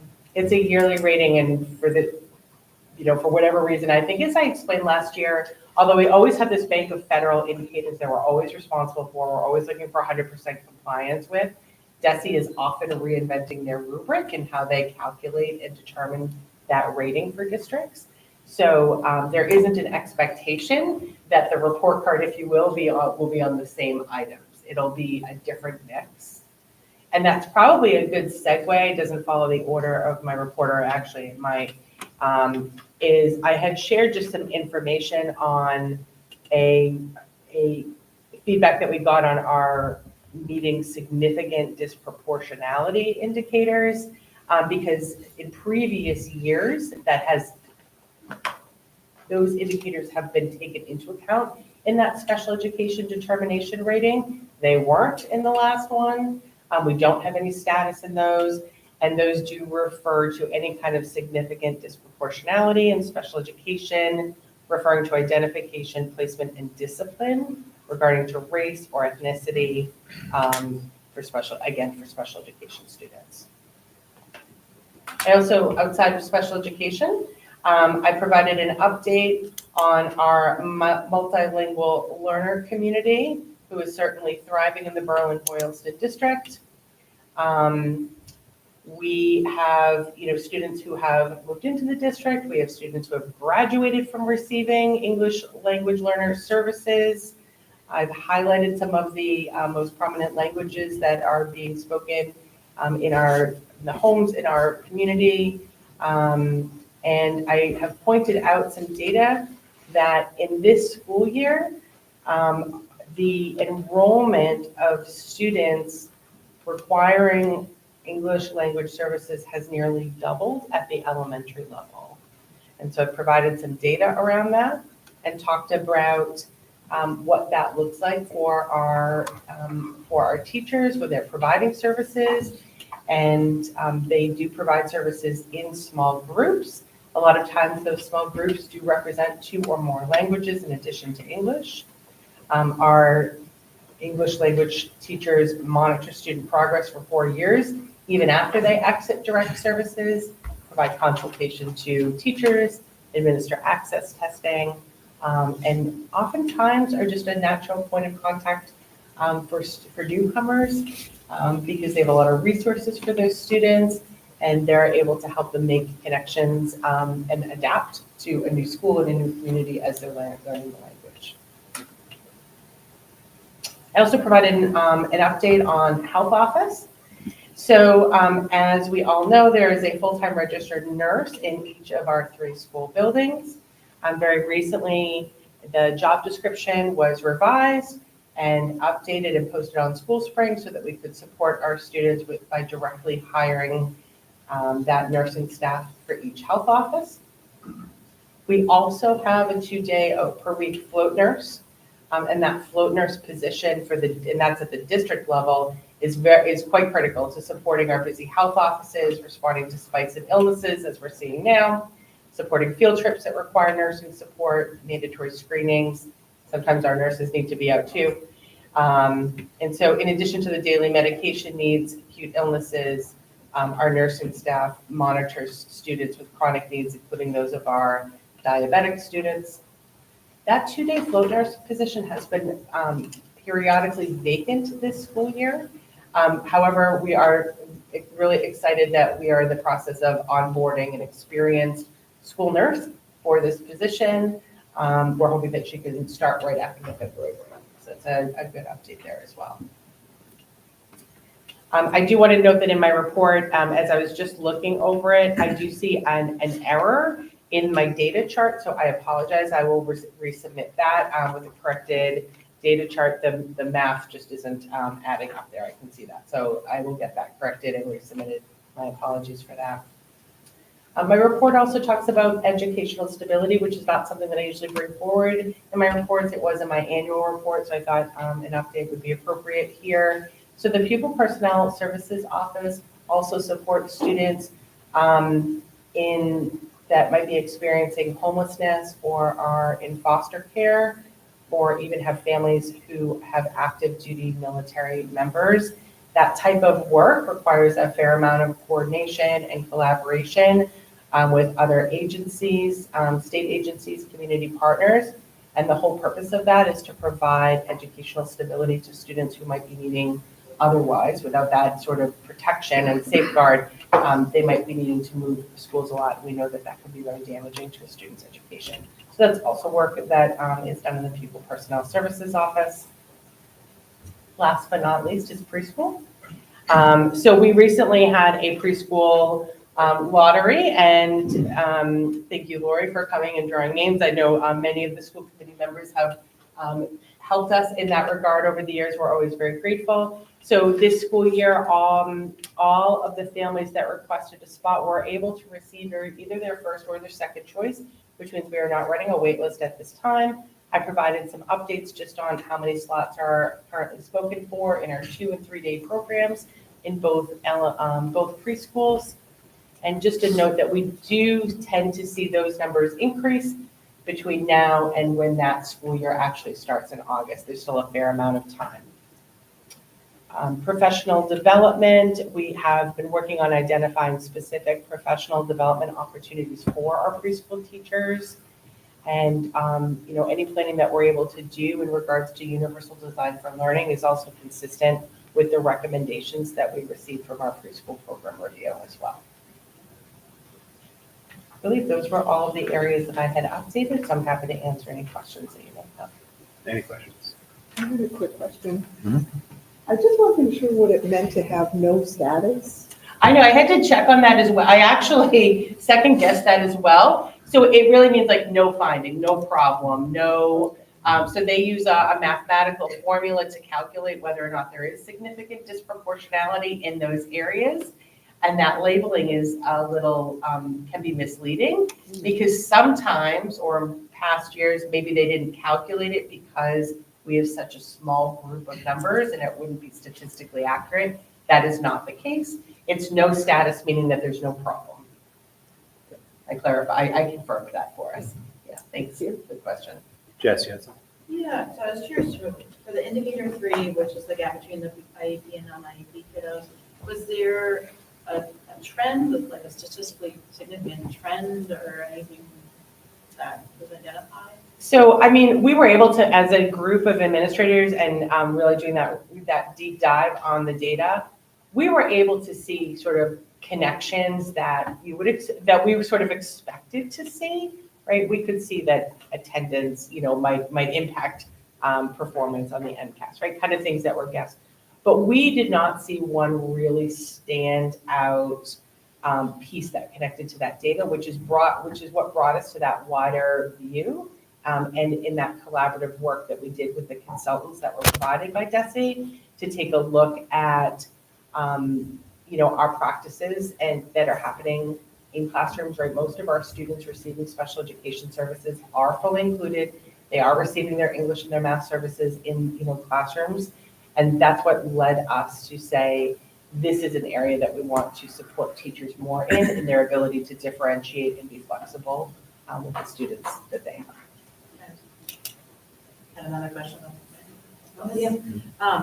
So you said the UDL program is what you're going to use and it's evidence-based. How did you come up on that? Was it something DESE recommended? Or? So it's actually already in the DESE teacher rubric. It's already an expectation that that teachers and schools, are implementing various practices to that. And so those of us in the district, going back to your previous question as well, those of us that have been in the district for a while, one of the data points that we looked at is our history of professional development and our offerings, and we could see that that was something that we haven't done in a really long time, and it's worthy of revisiting it. Yes, so thank you, Janelle, nice report. Sorry. So I got it, please. So I'm looking at the L kids and the multilingual learners. So we have one L teacher for both elementary schools, and it looks like there's 45 kids. Is that sustainable, or should we be adding an L teacher in the budget? How can one teacher go across 2 schools and help 45 kids? So that number did come up as a surprise. Like I said, that enrollment number doubled this school year, if you compare it to the previous school year. And you're right, that teacher is attending and providing services in both elementary schools every day. And the principals have done a lot of work to support that teacher in scheduling and rescheduling services for students. That is something that we're keeping a very close eye on, and that definitely warrants consideration in the budget process. And then Tohoto, there's 28 students for somebody that teaches part-time. So That's just like. Yeah, the teacher just to clarify, she is in the building full-time, but her schedule is half-time English language and then half-time humanities. So she is in the building half-time, but I believe that right now she has two periods that are dedicated for English language learner and 3 periods that are dedicated for humanities. Again, something that we need to watch. Parts of that go into it is some students, it depends on their level, about how many periods a day of instruction they need, and the group sizes.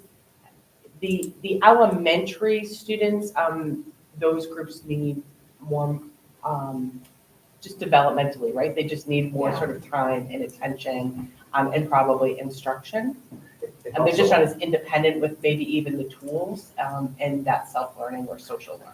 And our teachers are all SCI endorsed, right? So not only is the services, so we gotta be careful with that. So not only the services are being delivered by our L teachers, but also our teachers are trained in SCI endorsement. So some of our level 5s, right, and some, and your level from 1 to 5, right? 5 is where you're working your way out and you're not receiving services at all. Is that just monitoring as well? So it's a really big formula. So the numbers alone, yes, we need to look at some additional support there, yes.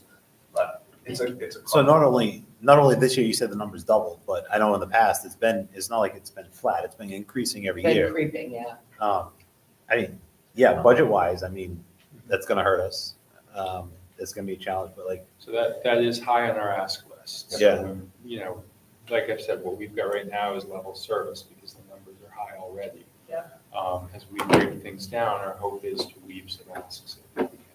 So if we don't get that, Aaron, and Janelle, maybe it's more for you or Al, if we aren't able to get that, what kind of impact does that put on the classrooms at the elementary level?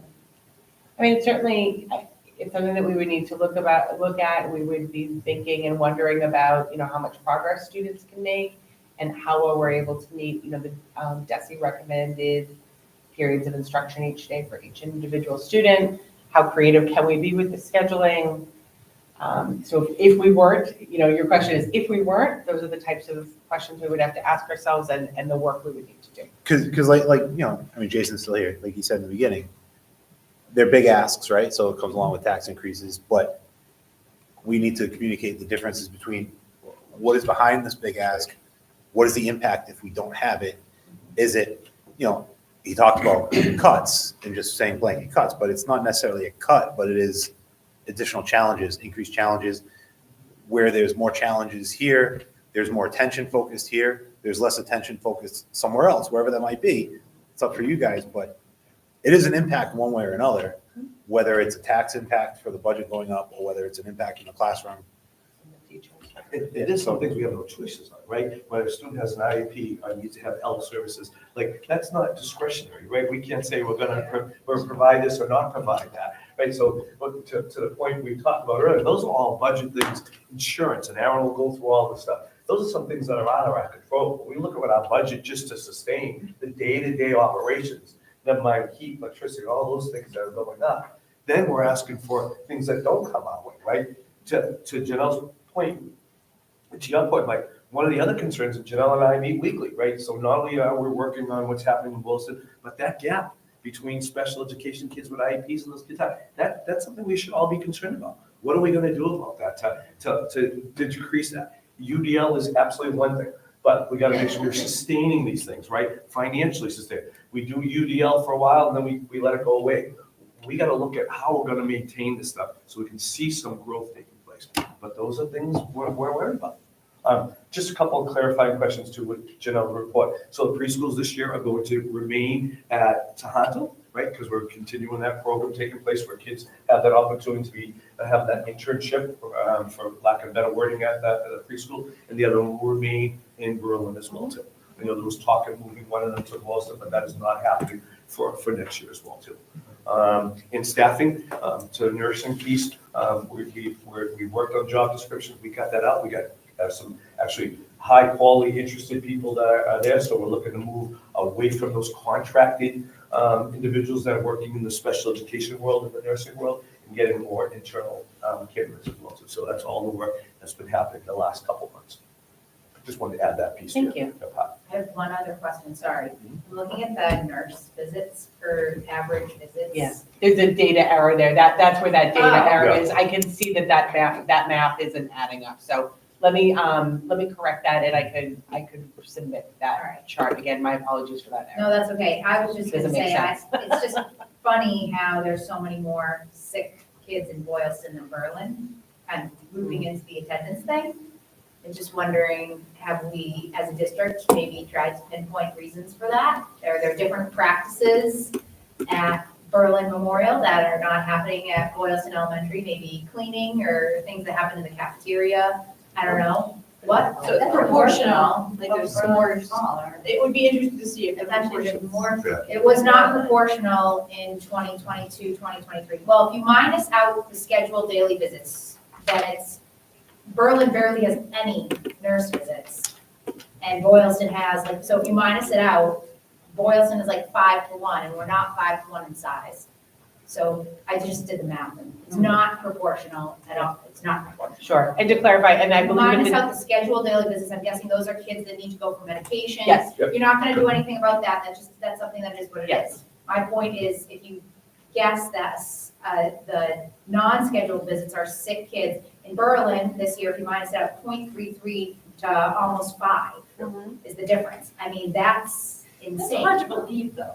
Like, Like I thought, I 0.32, assumed that that was was like big that you're talking about. No, Yeah, that means that No. some days, some kids don't go to the nurse in Berlin. There's days where no sick kids go to the nurse. She does. So and so just to clarify, so right, the 23-24 data I had shared last year around the time that we were having a budget conversation, there was a question, and I had just submitted that as a read-only report. So it's the 24-25 data that I want to double check on because, right, the daily visits and the scheduled daily visits, there's something about that that's not working correctly. But basically, obviously the way that I've calculated that, it might be important, is that our software is able to tell us, exactly how many visits have been seen to date. Yeah. All right, and then if we count the number of school days Yeah. and do that's how we're arriving at that number. Yeah, that makes sense to me. But even so, if you subtract out, subtract out, there's more in Boylston than Berlin. And I'm going off this because we had a lot of parental complaints about sickness at Boylston Elementary over, I don't know, Berlin had an issue, I don't.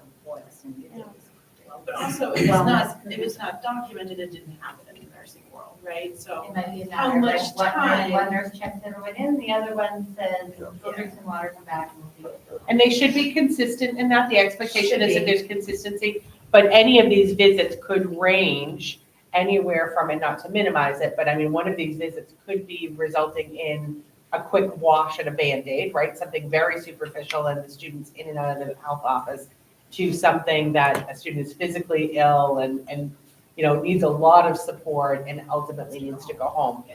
Right, so these numbers don't necessarily tell us that part of the story. I just find it very hard to believe that one student goes every 3 days in Berlin outside of the scheduled visits of the day. I don't know. Well, let's wait and make sure we have the accurate data for next time, Yes. Janelle, and we can bring that the Yes. next meeting. Absolutely. Again, that entire row for 24-25, the 12.33, the 18.93, and the 21.55, that's the part of the data that I'm saying, I believe there's an error there, and I want to resubmit that to you. But to your point, Megan, so one of the things that's on the request, right, again, beyond that level budget is our facilities director has come to us and said, we need additional custodial help, right, at both Berlin and Wilson, right? They're looking, especially during the winter, right, especially the update, and especially now with everyone being sick, right? So all of that is something we're putting on the budget, but again, it's all about that big budget piece that we weren't really planning on, but it's a necessity. I just have one comment, totally unrelated. I noticed, you mentioned the UDL, and I see that there's differentiation.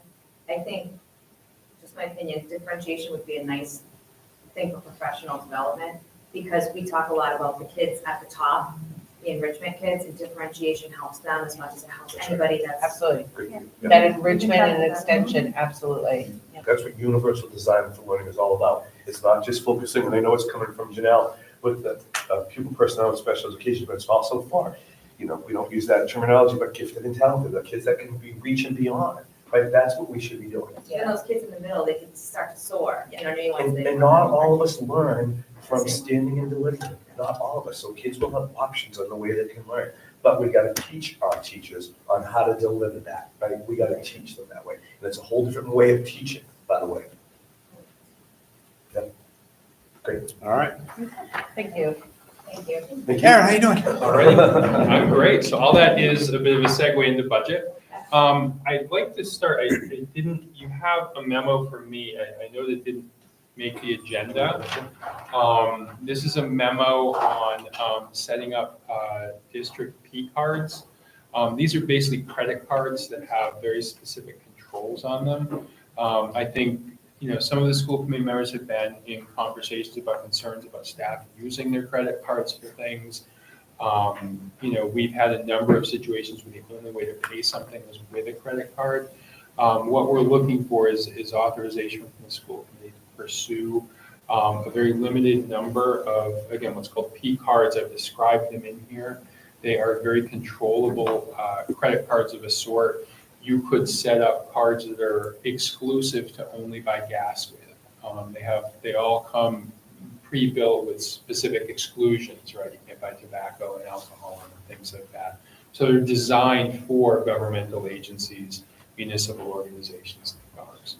So we would like to pursue that if that's something the school committee would be maybe willing to vote on. Again, I realize it's not on the agenda. I apologize, I didn't realize it wasn't on the agenda. And gas is for just that one example we gave for the snow blowers, for the lawnmowers and stuff, right? It's not for just for the public knowledge, it's not for cars or anything like that. Okay, just so people are aware. I just wanted to point out that for FinCom meeting, it came up that like the transfer station, they had to get a credit, they had to town up their first credit card, right? Because they got Starlink and the only way to get internet service there and the only way to pay for it was with a credit card. So I think that's the way of, I think so. Even today, we had to purchase some, I had to get my credit card because we needed to get no reimbursement, but it's another step we have to go through, right? And I comment on the ethics piece. There's, certainly someone spending $20 here and there on a few things, but as we start putting large things on credit cards, larger things that we have to, we recently had something I had to use my credit card for $2,500, right? Not a big deal, but you then also get into the fact that Aaron Osborne gets Costco points for that. right? What's the ethics? If Aaron Osborne keeps using his his own credit card, right, and keeps racking up Costco points, what's my disincentive from just continuing to earn Costco points? Or whatever, frequent flyer miles. So you do, once you start getting into aggregated numbers that are a little bit larger, I would absolutely support people doing what they need to do to make sure things happen for the district. But I don't think we should put someone in a situation where someone could be accused of, using the district to rack up Costco points or frequent flyer miles or things like that. Never mind, Mrs. Osborne called me, they asked what was the $2,500. Exactly. I did get permission from my wife to use the card. I think this would take care of a lot of that. We're starting, with just the superintendent, myself, and the director of facilities. We're the three who are most likely to need it. We could use that card on behalf of others if there were situations like those. And Aaron, just to explain that, we'll go through the warrants, right? You'll see that, Megan, you'll see the cost items for each one of those items that go on that credit card. Yeah, I see those. Anything on a credit card would be on, and it'd be the same thing for this. You'd see every single item. Everything would be transparent. So can we vote on that or no? Yeah, let's add it to the business items to vote after. Alrighty, so I will handle things in year order. So last month I gave you a very long, very detailed financial report up through December 31st. I have since created a slimmer, leaner, meaner summary report for the school committee. Happy, if people have questions now, if people have questions later, you can go back if you're looking at a specific item, you can look at all the detail from the prior report to see what makes that up. What I would propose is that we would do something like this, at least for now, on a quarterly basis. This summary report isn't automatic. It's something that I would manually put together based on the template. This is a template I've used. Al recalls it from Hampton Wilbraham. A little different, but I know you all are everyone's very interested in the various cost centers. So, Berlin Elementary, Berlin Memorial, Boylston Elementary, Tohoto. So I've split those out accordingly. In prior districts, I haven't always split the schools out individually. But this is a goal to maybe go, maybe not 30,000 foot view, maybe 20,000 foot view for the school committee. Is this maybe something the committee would be looking for as opposed to I think it was about 40 pages last time? Yeah, Aaron, so what I asked for basically was based on last spring when how Jason described it, the cluster show that was last spring. Nobody knowing where money was being spent, people accusing the schools of being gold-plated and all sorts of things. We need, something to show where the money's being spent, which it's a public budget, anybody can go and look at it. But if we could be a little more proactive in putting out a report, it doesn't need to be the 40 pages long, but something enough to say, okay, this is what we're asking for next year, this is what we've already spent this year. Of course. Yeah, absolutely. This is, and that's minimally what I would think. Yeah, to go right up to put on the website, anybody can go, I know the budget presentation is out there right now. I saw it this afternoon. Okay. So. Right on the district website. Yep, right on the homepage, yep. Just, depending on your screen resolution, just scroll down a little bit, you'll see it. But, if it's something to go along with that, and maybe keep it updated every month until the town meetings. Yep, we'll keep doing that. We'll pause the gold plating. Yeah, no more gold plates. I like we'll work on ceramic. this. Honestly, for the public, for the folks here, who make comment, if you have questions, things like that, reach out to me. I'm accessible. I respond. Email is usually the best way to get me. It creates a task list for me. I can cycle through things pretty easily. We're not new to this, but we're new to working in Berlin Boylston. So we're just looking to see what you guys are looking for, right? We understand and heard about the past. We're looking to move forward and see exactly how you want to present. We've worked in multiple different communities. They all wanted it a little bit different. So we're just trying to make sure that this is the way you want to present it. So that's clear for everyone. I'm curious, is there a link on each of the town websites to our website or to the budget website? I don't know. I mean, I think that might be beneficial if we're looking for information. We could talk to the towns, the towns control their own websites, so we A link on each of the town's websites to link to our finance page would be the one everyone's looking for. I haven't looked, most I think it's towns probably have easy a if Jennifer just goes to schools BBRSD.org. It's right on the homepage. We don't control the link for Yeah. that. That would have to be the towns, right? That would have to be Yeah, able towns to. would have to. Yeah. And I would We'll have to hope, work with the towns to do that, and they might say, no, we don't want to do it. Yeah, we can arrange that. I think there's a link though on there, like a school link.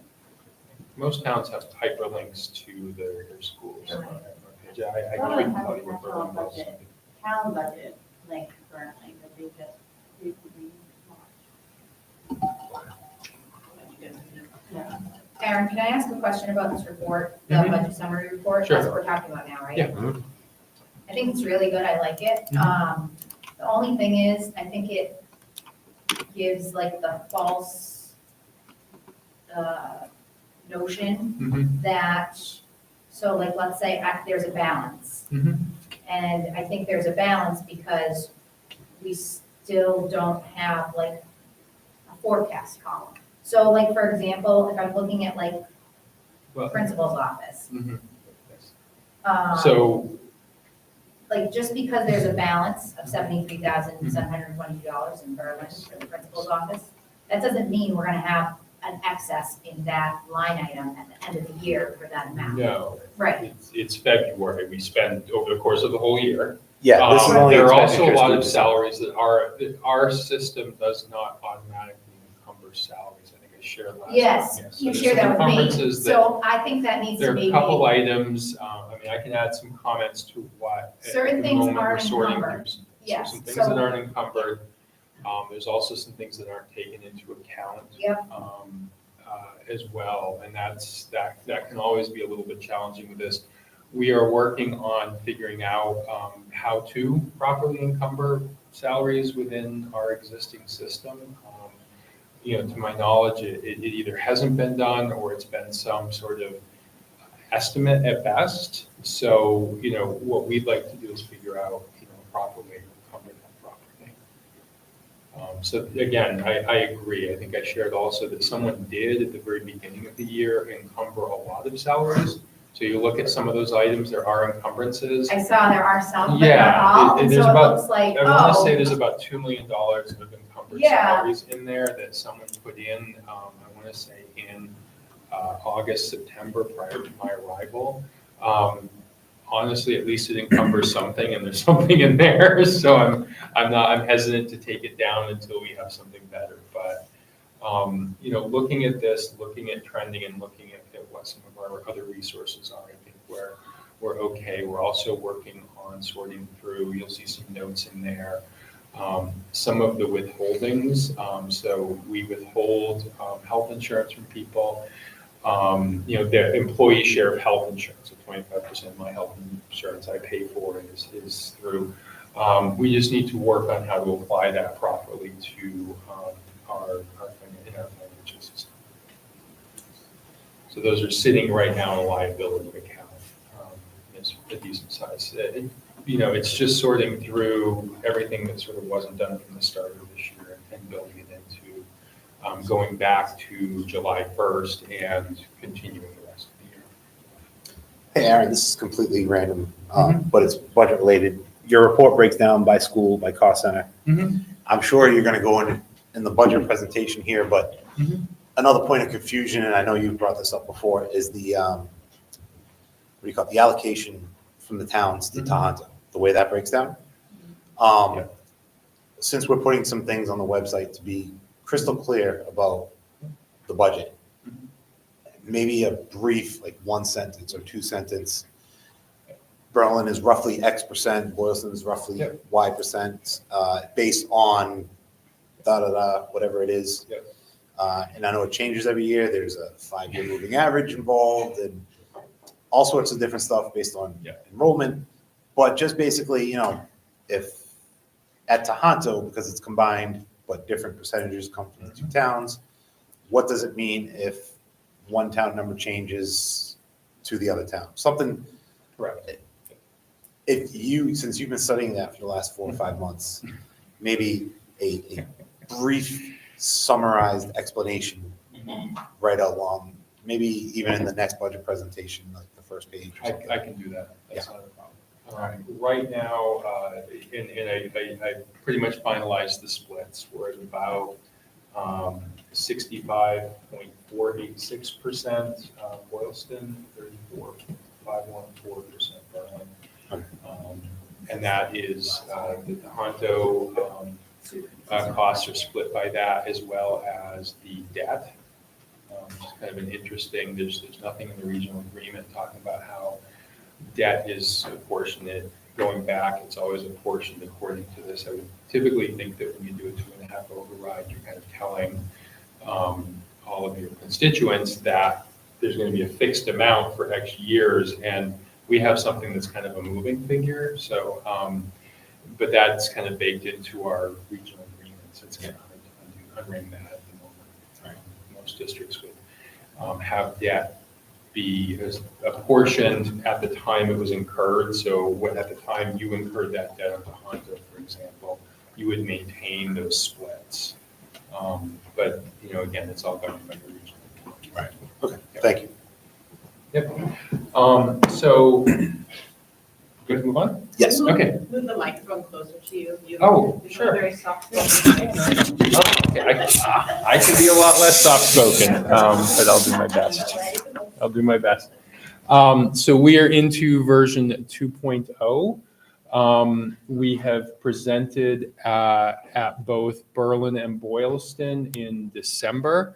Al and I will be presenting at Berlin tomorrow night for those of you interested in wanting to join us, whether at home or in person. I'm assuming we'll be at the town offices. So if we go to the next slide, this is where we're standing now. I think you'll recall we were closer to 7% the last time through. This includes, I have gone through another round with all of the principals. They've shared with me a few items we were able to take out. You'll see some of those numbers as we talk about the drivers. Some of the salary items, will come down a little bit. Some of it stemmed from my, not entirely knowing what was intended to be part of the budget and what wasn't in past years. But I know Lisa and I came up with a couple items that we were able to pull right out. Additionally, state figures have come in for the governor's budget. The governor is proposing $75 per pupil as a minimum aid number. So that helps. So our chapter 70 is going up a decent bit. So we're in good shape there. We also have a fair bit of circuit breaker. I'll talk a little bit about how much we're proposing to put in for offsets as we go through. If we go to the next slide, this is version 1 versus version 2.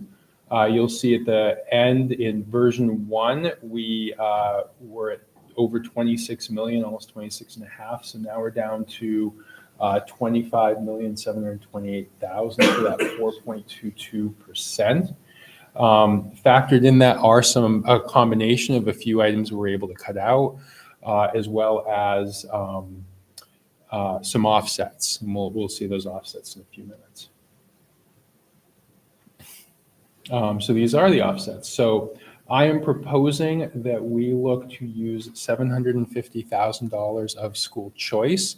I know that is higher than what we typically take in. It's also higher than what we've taken in the past.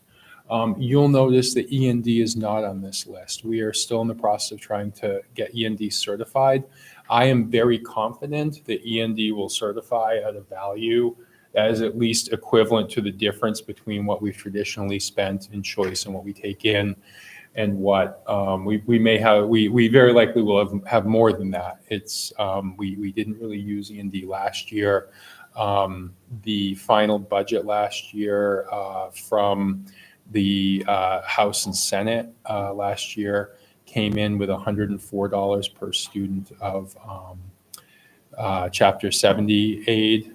There are also a couple other items that came in a little better, so I'm pretty confident that that money will be there. So I'm just proposing for the moment, we use this as a placeholder.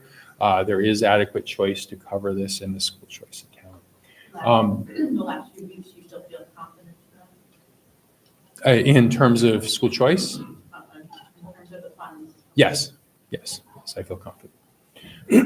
Circuit breaker reimbursement, this is in line with what we received this past year. I've talked to Janelle a couple times. We've been pretty consistent with where we were last year, so this should be. We do have some carryover circuit breaker, so I'm going to endeavor to also carry over a little bit of excess circuit breaker to help the budget, but this is just being where we are now.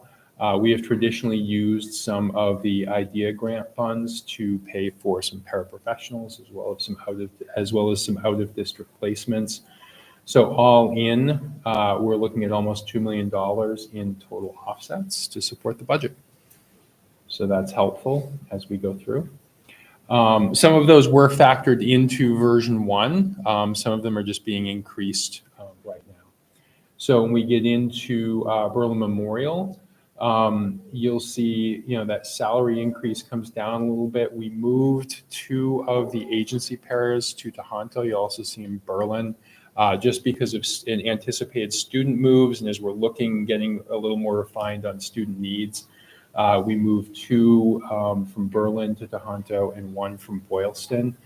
That had a pretty solid impact on both budgets. Health insurance, a lot of those things, I have an email into our representative for health insurance. I'd like to get some closure on our health insurance budget.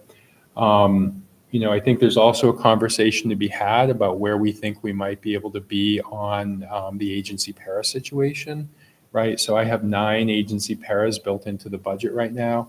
I think the hope is, we can have some conversations and maybe we can set a goal of cutting that number down by next year. So it's important to recognize it does not appear that those were budgeted in the past. So even though we had them, we weren't budgeting them. We were budgeting them as regular paras. So again, version 2.0 is a lot friendlier on all accounts here. If we go to the next slide. We get into the assessment, version 1 versus version 2. We're down almost $300,000 in total assessment to the town of Berlin for Berlin Memorial. I won't go into all the details, but I factored in Chapter 70 and Chapter 71 aid. You'll see there's a little bit of up and down. It looks like our transportation reimbursement went down a little bit relative to what was budgeted last year. I don't know why, but the number that was budgeted was higher than the number that the state gave us last year, but it was offset by some other things. So sometimes things end up being a wash in terms of state figures. We're relying right now on governor's budget. There are going to be 3 or 4 more iterations of the budget that may change pretty drastically at the state level. But we have to just draw a line in the sand somewhere, right? I think this is a pretty responsible and reasonable place to be right now. If we go to the next slide, we'll get into Boylston Elementary. I know one of the things we talked about a few moments ago was cleaning at Boylston Elementary. One of the things to remember is their custodial staffing between Berlin and Boylston is very similar in total staffing, but Boylston has significantly more students. So that's a challenge. We're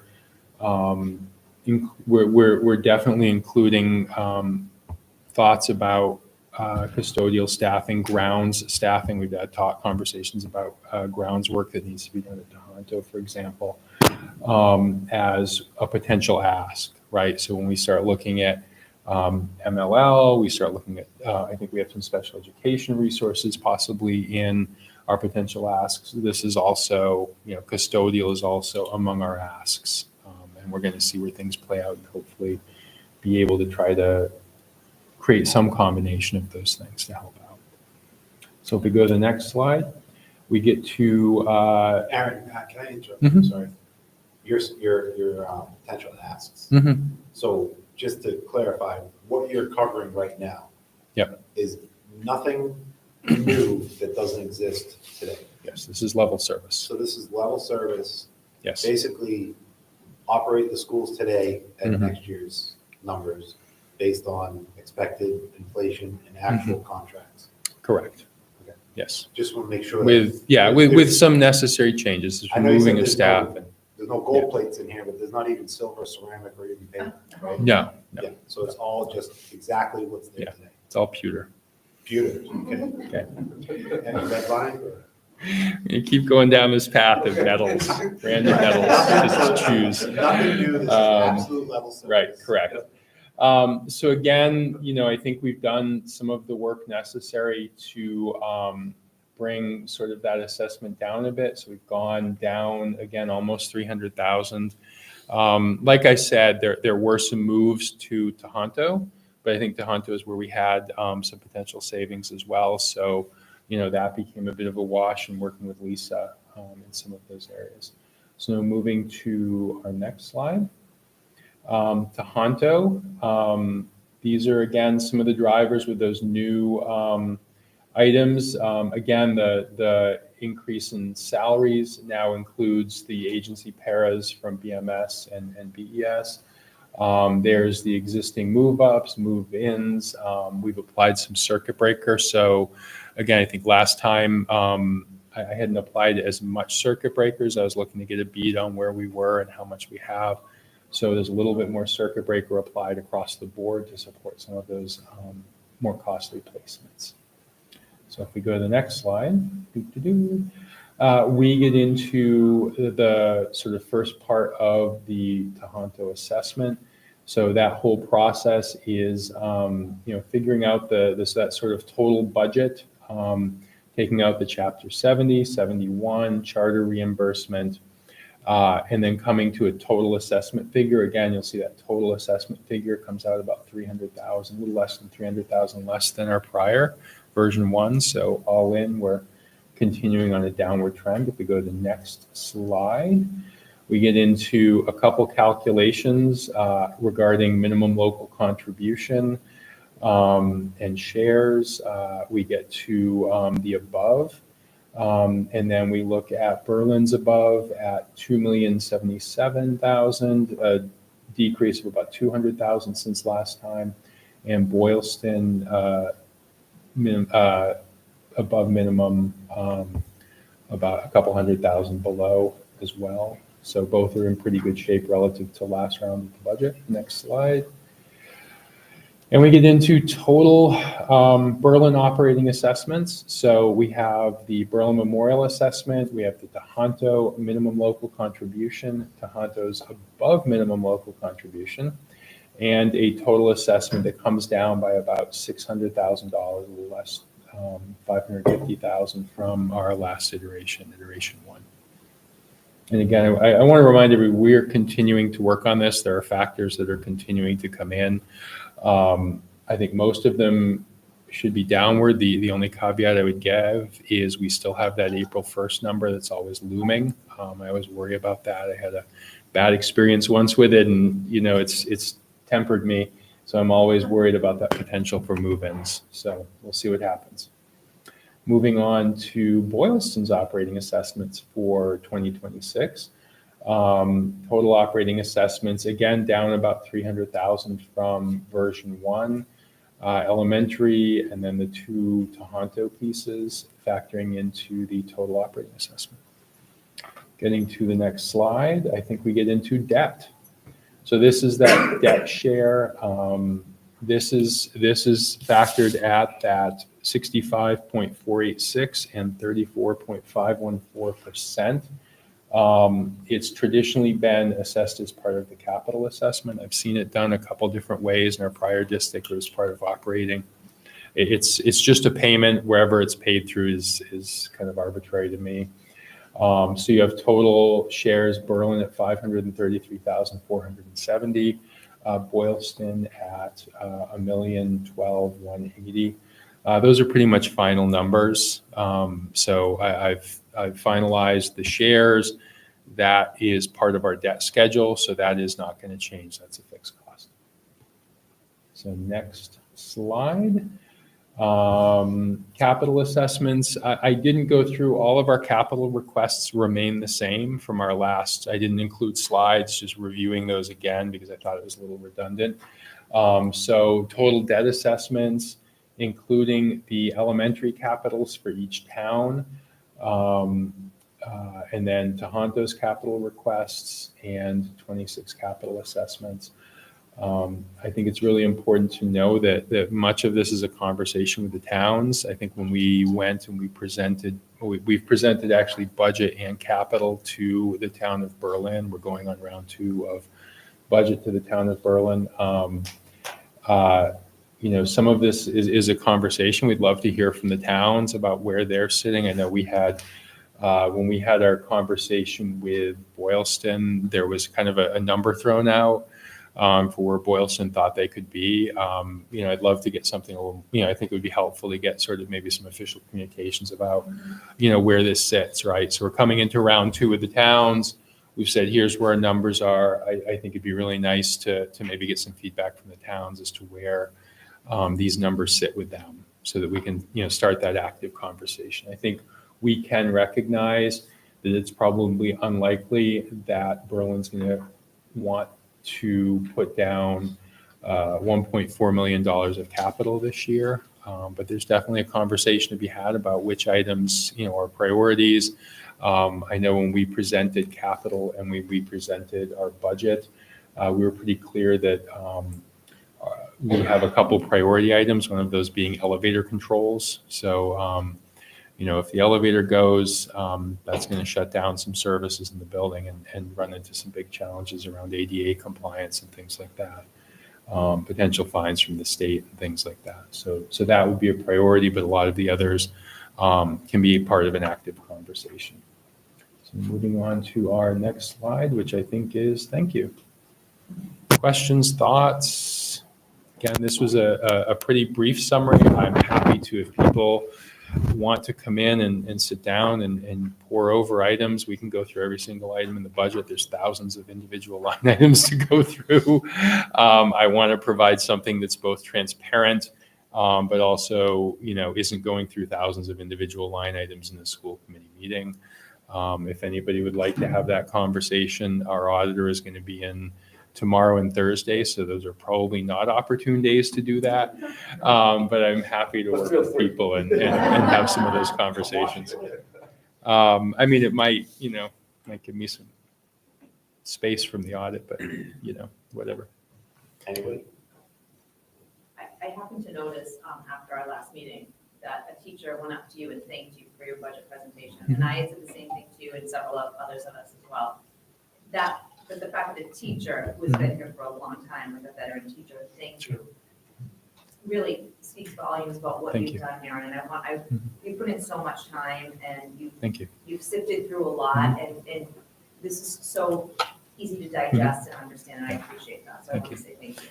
I will say that meant a lot to me as well. I appreciate positive feedback. I also appreciate critical feedback. I mean, this is about a back and forth. I know there've been challenges between the school and town. I really think anything I can do to mend some of those in my capacity and whatever fights or debates or whatever were going on before, those aren't mine.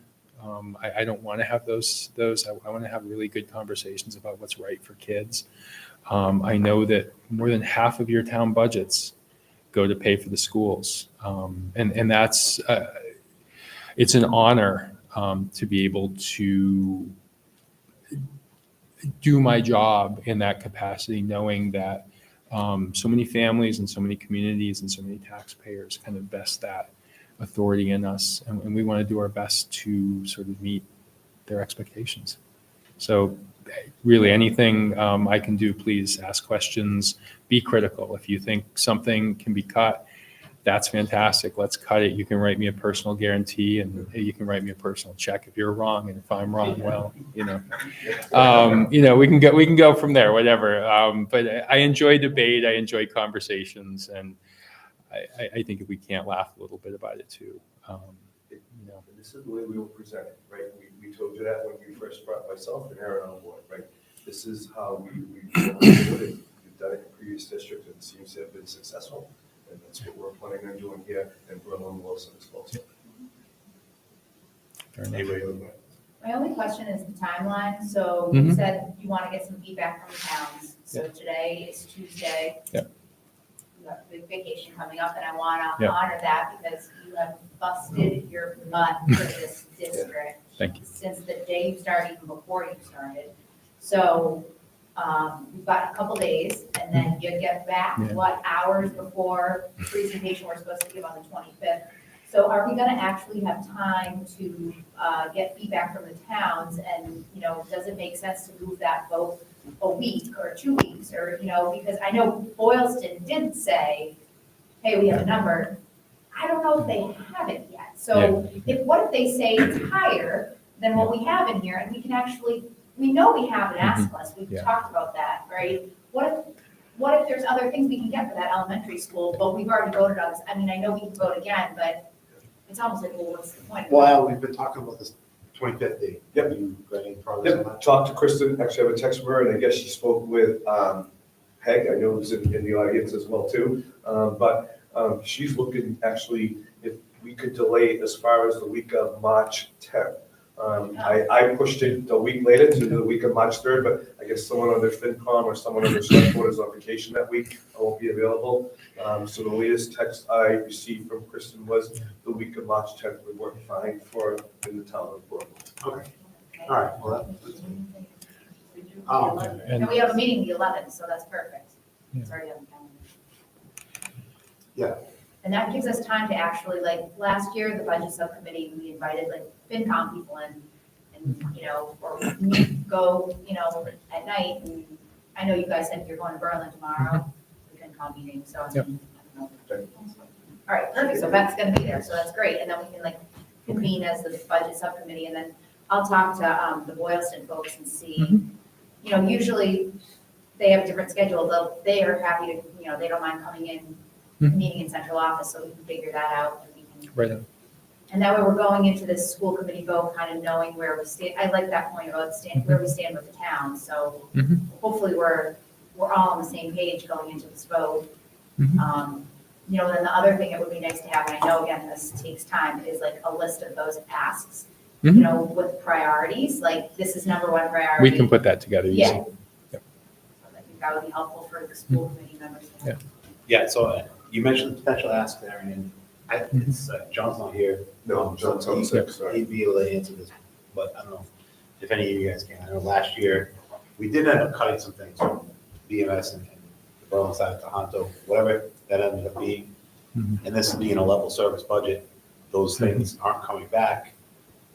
It would be nice to know how we're getting along. I know there's a kindergarten class that's pretty big in Berlin. We don't have a reading coach. It'd be nice to know how those things are going along this year, what impact it was, and could we have them back? Because Okay. I know I've heard some challenges. And then the potential asks that you mentioned, and we just talked about, the special ed, the ELL. When do you plan on showing those? We can have those in a matter of a week or two. Yeah. I mean, it's just, I'd like to reconvene with the principals and department heads to make sure that, you know, the asks I have and we can rank priority them, things like that. I mean, I think that's important. Yeah. Would it make sense to review that on Tuesday, or grabbing the point? Well, we won't make a decision on that yet, but I think regardless of what happens, the 25th will probably happen, whether it's live or a quick Zoom or something. Yeah. Okay. We can have that together for you. Yeah, I can do that. Yeah, just so we have a full picture. And then the 11th will be like the public forum where the public comes and asks, and then you vote. Yeah, we'll Sort sort out a final date there with everybody, make sure, we gotta make sure everybody's on board. So. Because I think we have to put that in. Yeah, we need to know what date that is so we can get it in the paper. Yeah, it's a budget hearing, so it's not just a regular meeting. It has to go into the newspaper. Yep. Yeah. All right, that's good. We're pushing It's 7 days ahead. it. It takes like 4 to get it in. Yeah, I know.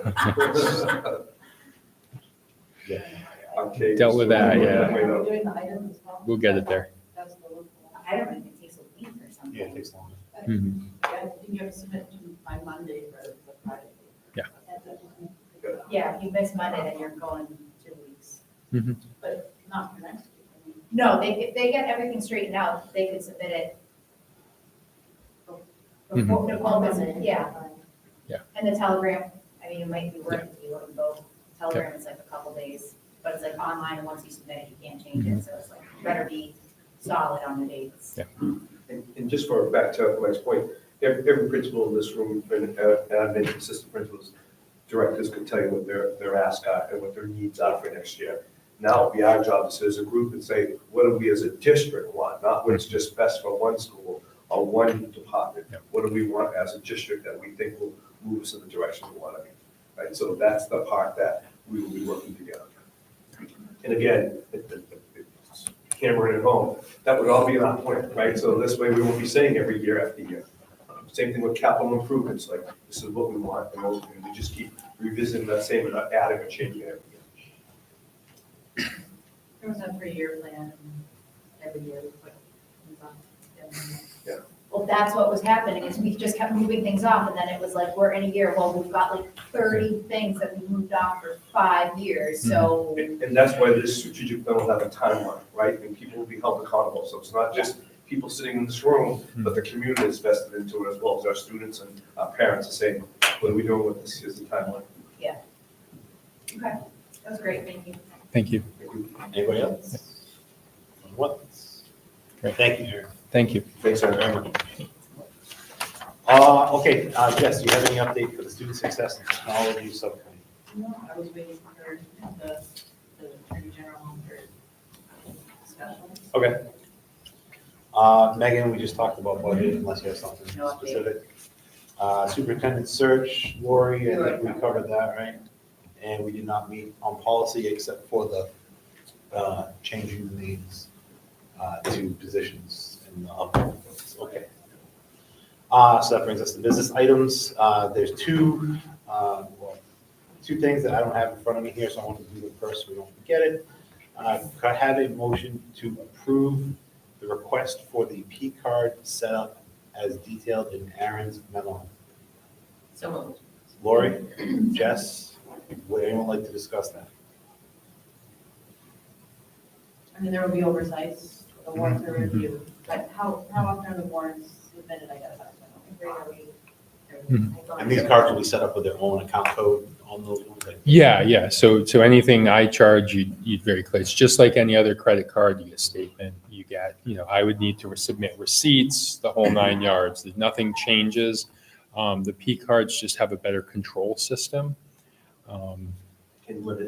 And they have a treasurer that actually pays the bills and an accountant that's actually preparing the warrants and doing the entry and like, so if there was anything, and then I review it and then, technically anyone on the school committee look at it. So there's lots of eyes. Even the last thing that came to me today was an email from our treasurer, Cynthia Henderson, saying, is this on the agenda? Yeah, she looks at everything.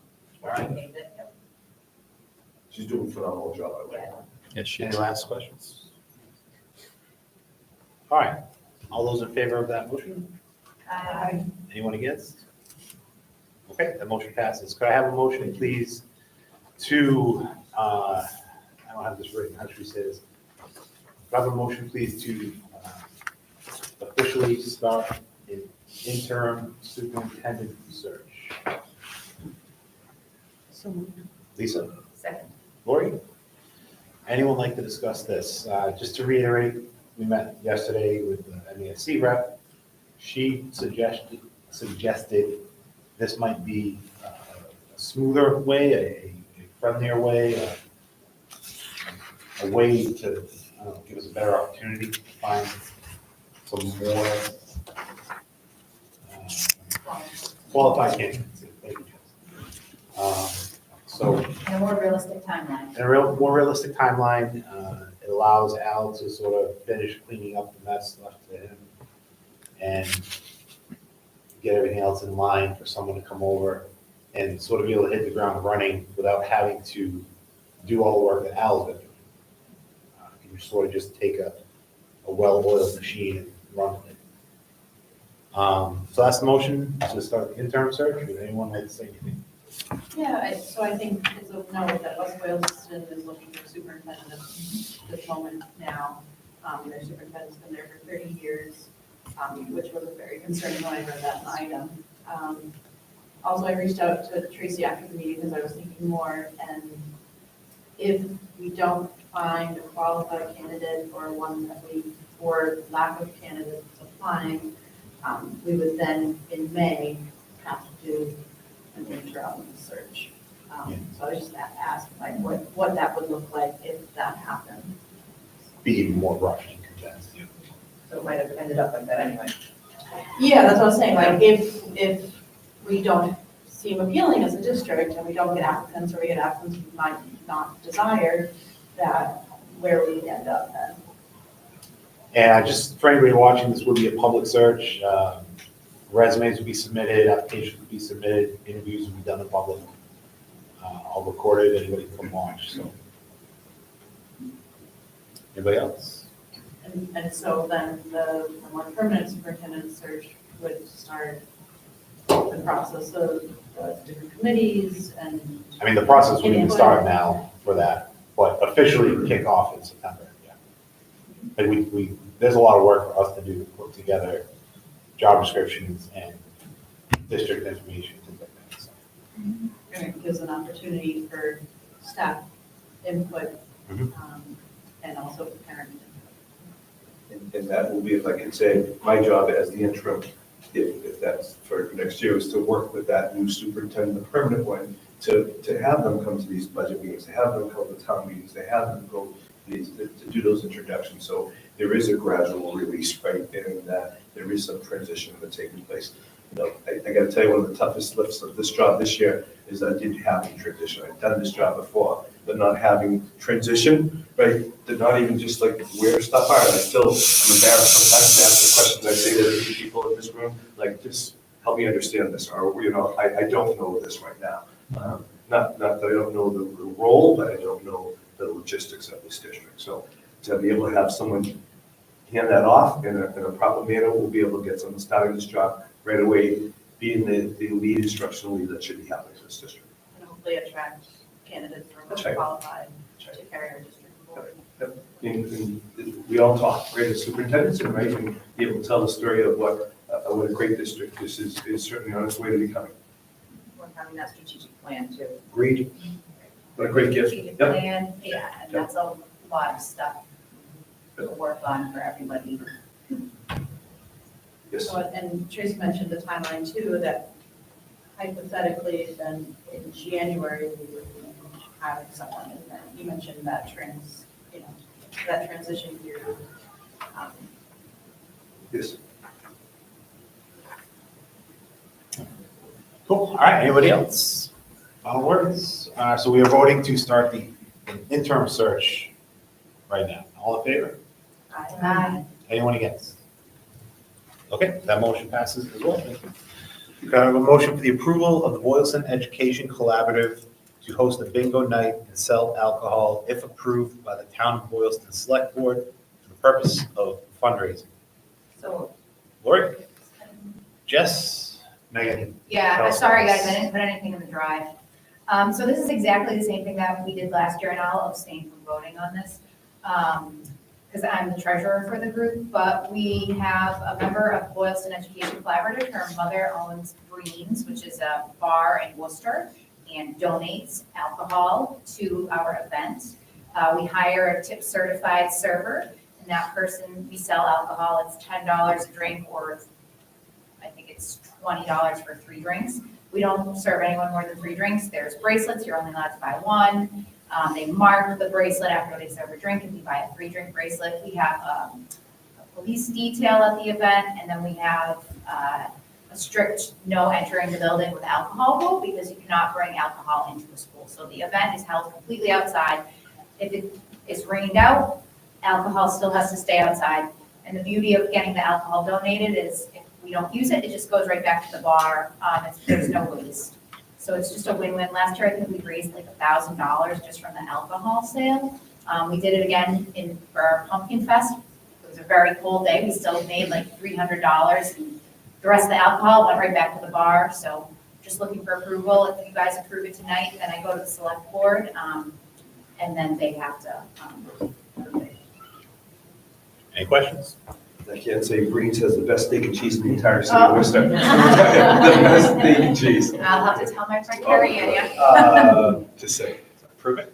That tastes us. And I'm only going there for the steak and cheese. It really is not for the alcohol going there. Just the steak and Al, cheese. maybe we should see if we can get the steak and cheese. There you go. Come to Bingo, yep. All right. Rich picked me up on that, right? Any last questions? Okay, all in favor? Aye. Against? And I Okay. just abstained. Yes. All right, that motion is approved, thank you. Can I have a motion so we can discuss the approval of the youth risk survey? So moved. Lisa? Second. Jess? Any discussion on this? Al, what is this? So we are one of the 79 schools that are randomly selected by the Department of Education to do a youth risk survey. I've spent some time, I've done this in the past in other districts.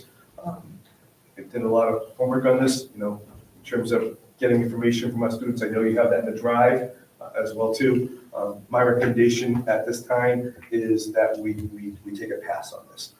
I don't think that this is the survey that and we do have an option. I think Sally and I made sure we made that connection with the Department of Education, making sure we had that option. But I felt it was important to bring it in front of school committee. But at this time, I am recommending as a superintendent to pass on this survey being administered to our kids. And I'd like to leave it just at that if I could.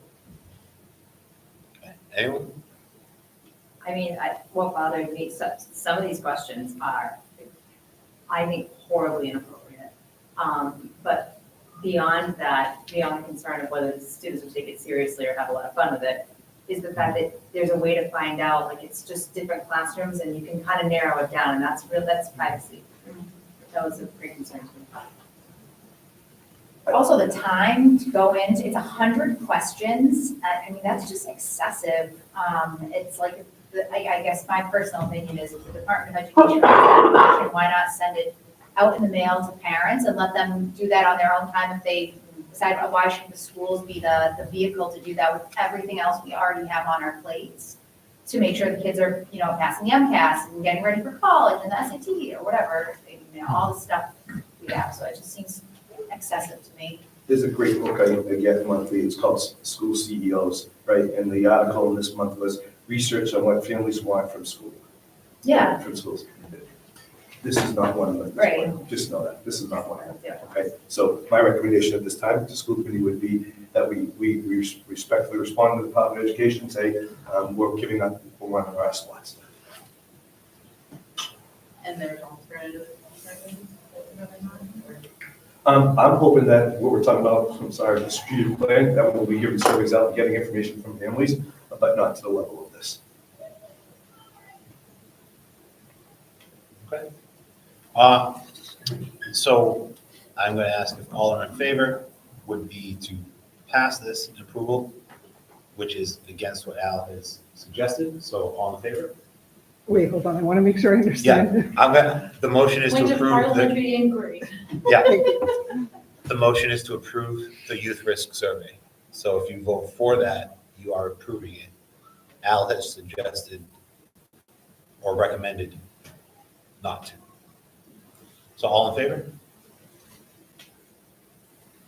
Any against? Nay. Nay. I heard 4. Present. Present. Jess abstains? Was present? No, present. Present, okay. Okay, so that motion does not pass. Thank you.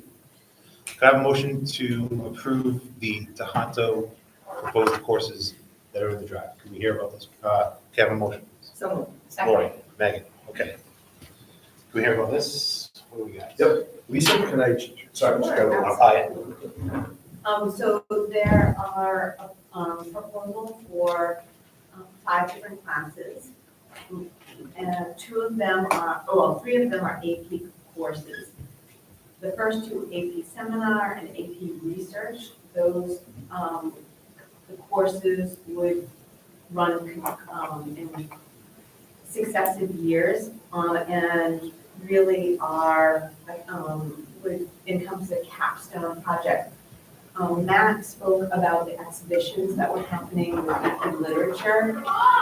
This is actually like the exhibitions on steroids, you know, and really an opportunity for students. We're really seeking the approval so we can try to figure out how we're going to map this out for students. We're really trying to be forward-looking in terms of, we know we have some retirements coming in the next couple of years, and those are pretty significant shoes to fill. So we're trying to look at our, you know, building the curriculum moving forward. So those two courses, pre-calculus AP or AP pre-calc, that is a new course that is being presented by the College Board and would be a really wonderful offering. We offer AP Calc AB and AP Calc BC. So this would be a natural addition. The fourth course is Art Through Literature. This, we were very fortunate to hire an art teacher who also has a license as an English teacher and fully certified in both. And this would be a wonderful opportunity to explore art, literature, art history. It could be serve as an art elective or an English elective, a really exciting opportunity for our students. And then also our CS Computer Science Python Fundamentals, which would be added to really enhance our computer programming. We have computer science discoveries. In the middle school, we have computer science principles that can be taken as a course or an AP course. This provides yet another opportunity for our students to endeavor in coursework that is really relevant right now. Any questions? I'm happy to answer. Anyone? So art through literature, is that an honors or, I don't know, not regular, but like college prep? Or? It would, I would imagine that it would be considered a college prep course. Any other questions? Okay. All in favor of this motion? Aye. Anyone against? Okay, the motion passes. Lisa, if I could just ask you one thing. So we talked about this the other day about promoting the opportunities for kids so that they can be enticed to stay. So this would be something I hope that gets promoted outside of just this meeting for the, I know everybody's watching, but like as kids come into Tohoto, their families might like to know that these opportunities are there. Yes, absolutely, and these will be incorporated into the program of studies, and I'll also additionally put information in the newsletter. Yeah, maybe even like some sort of promotion announcement, like, hey, look at what we can do now, type of thing. AP capstone is unbelievable. Sorry, it's exactly what we should be doing. And going that pathway is what we should be doing as well. So they have a capstone class here? That's what they're, sorry. Looking to move forward with that, right? Right, absolutely. Look at the seminar and research is like a 2-year capstone project. Yeah. Oh, that's great. Cool. All right, thank you, Lisa. Yep. The next item is just the calendars. This is for a first read only. Any quick questions on that? Otherwise, we'll wait for Al's presentation next time. Okay. Can I have a motion to approve to update district contacts listed within the following policies: ACAB, sexual harassment policy for sexual harassment against students, ADF, wellness policy, nutrition, food allergies, physical activities, mission, and goals, JBA, policy against harassment, discrimination for students. And this is simply to update the contacts listed within. We're moving away Got a from, motion. sorry, I'm sorry. So moved. Second. Lori, all right, go ahead. So we're just moving away from individual names, previous superintendent's name on there, Janelle's name on there, instead putting positions instead of names. So we made one change already, but these are the other changes we went through, Nicole and I, going through them and finding that these are the changes need to be made. Questions? Yeah, the only thing about the wellness policy is it's I talked to Sally about this, it's super vague on, policy on bringing in outside foods. Yeah, but Megan, this is only to update the names. Just the names. All right, fine. We're not discussing the policy. I know, so are we gonna get a chance to, I'm gonna be addressing that at the next meeting. so then we'll have to vote on it I again? mean, at our wellness meeting, that information that we discussed. Okay, If there's a change, then I'll have to bring it back. okay, gotcha. We should have no policies that have individual people's names on those. Oh, no, I It should totally be all agree. Positions. And please, we went through, Nicole and I, if there's another one you're seeing in there, we went through, and I should say Nicole, making sure, so please. All right. I do have a questions? question. Oh, okay. So the ACAB, which is sexual harassment against students, lists the Title X coordinator Title IX. or Title IX. Title IX. Right, okay, I typed that. That's in. okay. But then, so for JBA, it's harassment and discrimination for students, but it also includes, things of a sexual nature. And I'm just wondering, should Title IX also be in there, like a reference to that position? You're talking about the cross references at the bottom? No, it's just about who to contact. Like it said Title IX coordinator in the ACAB one. Okay. But it didn't say it for JBA. Who is it saying for JBA? It just listed, personnel and Okay. people services. Yeah, but that's who the Because Title JVs IX was coordinator students. is. That's what we're doing. We're replacing the name Janelle with, Right, I know, but in the JBA, it doesn't list the Title IX at all. It So- just says the pupil and personnel services. That person in our district is the Title IX coordinator. What was it? there's Yeah. confusion here. You get what But I'm isn't saying? isn't JBA, if I'm not mistaken, that's policy against harassment and discrimination for students? As opposed to, As opposed to sexual harassment. for the, That's, yeah. so, More like bullying. But harassment does also include, But that it would, mentions that would the fall, sexual that would stuff. fall under ACAB, Yeah. sexual harassment. so Lisa, ask me the question one more time, I'm sorry. It just seemed like maybe the Title IX coordinator should also be included in the JBA as somebody to contact if you have a problem. But the Title IX coordinator is the director of pupil personnel services or the director of curriculum and grants. And that person, it doesn't specifically say the Title IX director, but it says those two positions. So I guess the only issue we run into is if you change who the Title IX coordinator is, but then you'd have to update the policy anyway. Yep. And by the way, Title IX coordinators, we just don't dub them Title IX coordinators, they go through training for that, right? So right now, it's both Sally and Janelle that are on Title IX coordinators. But those people are listed in JBA. Those are the, And we're removing them and putting positions. Well, and those are- the those are the positions are positions listed that in both policies. That's right. It just doesn't say Title IX. In the second one, in the JBA. Exactly, but it Right. says the positions are listed in there. Yes, Yeah, They are. the same, yeah. yeah. They're one and the same. But I think what you're saying to me is, should we put Title IX coordinator in Legally, JBA? should we have Yes. it? That's exactly. Yeah, she's just saying, wait, it says the coordinator for Title IX of Education Amendments. Wait, is it not on page, what is this page? What is this? We can do that. I think it's on page 4. So can we make an amendment on that, or we Oh. just vote it as is and then add that in No, next it time? does. JBA. It's in a different area.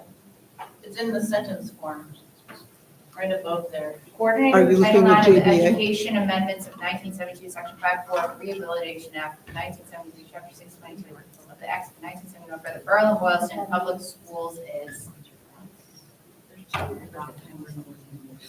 This is the marked up one. It actually does say it in the policy. Yeah, it says it in both, right? Right below it, It mentions the Title IX. right below the. Yeah, and then it says policies made, yeah, For inquiries, closure. yeah, it's just different. Yeah, it's just not, it's not consistent, the way they're listed out. So I think we could look at that, and that would have to be a little different change of making a change to this policy. Right now, we're just asking you to change, Take out the names. just take names and put positions in instead. Okay. But duly noted, I wrote that down, so the next policy meeting, we'll definitely look at that in between now and then. Thank you. Yep, thanks for catching that. Anything else? I That's just it. had a, Yeah, Jess. not necessarily need to be answered tonight, but I saw the sixth grade only needs one semester of gym.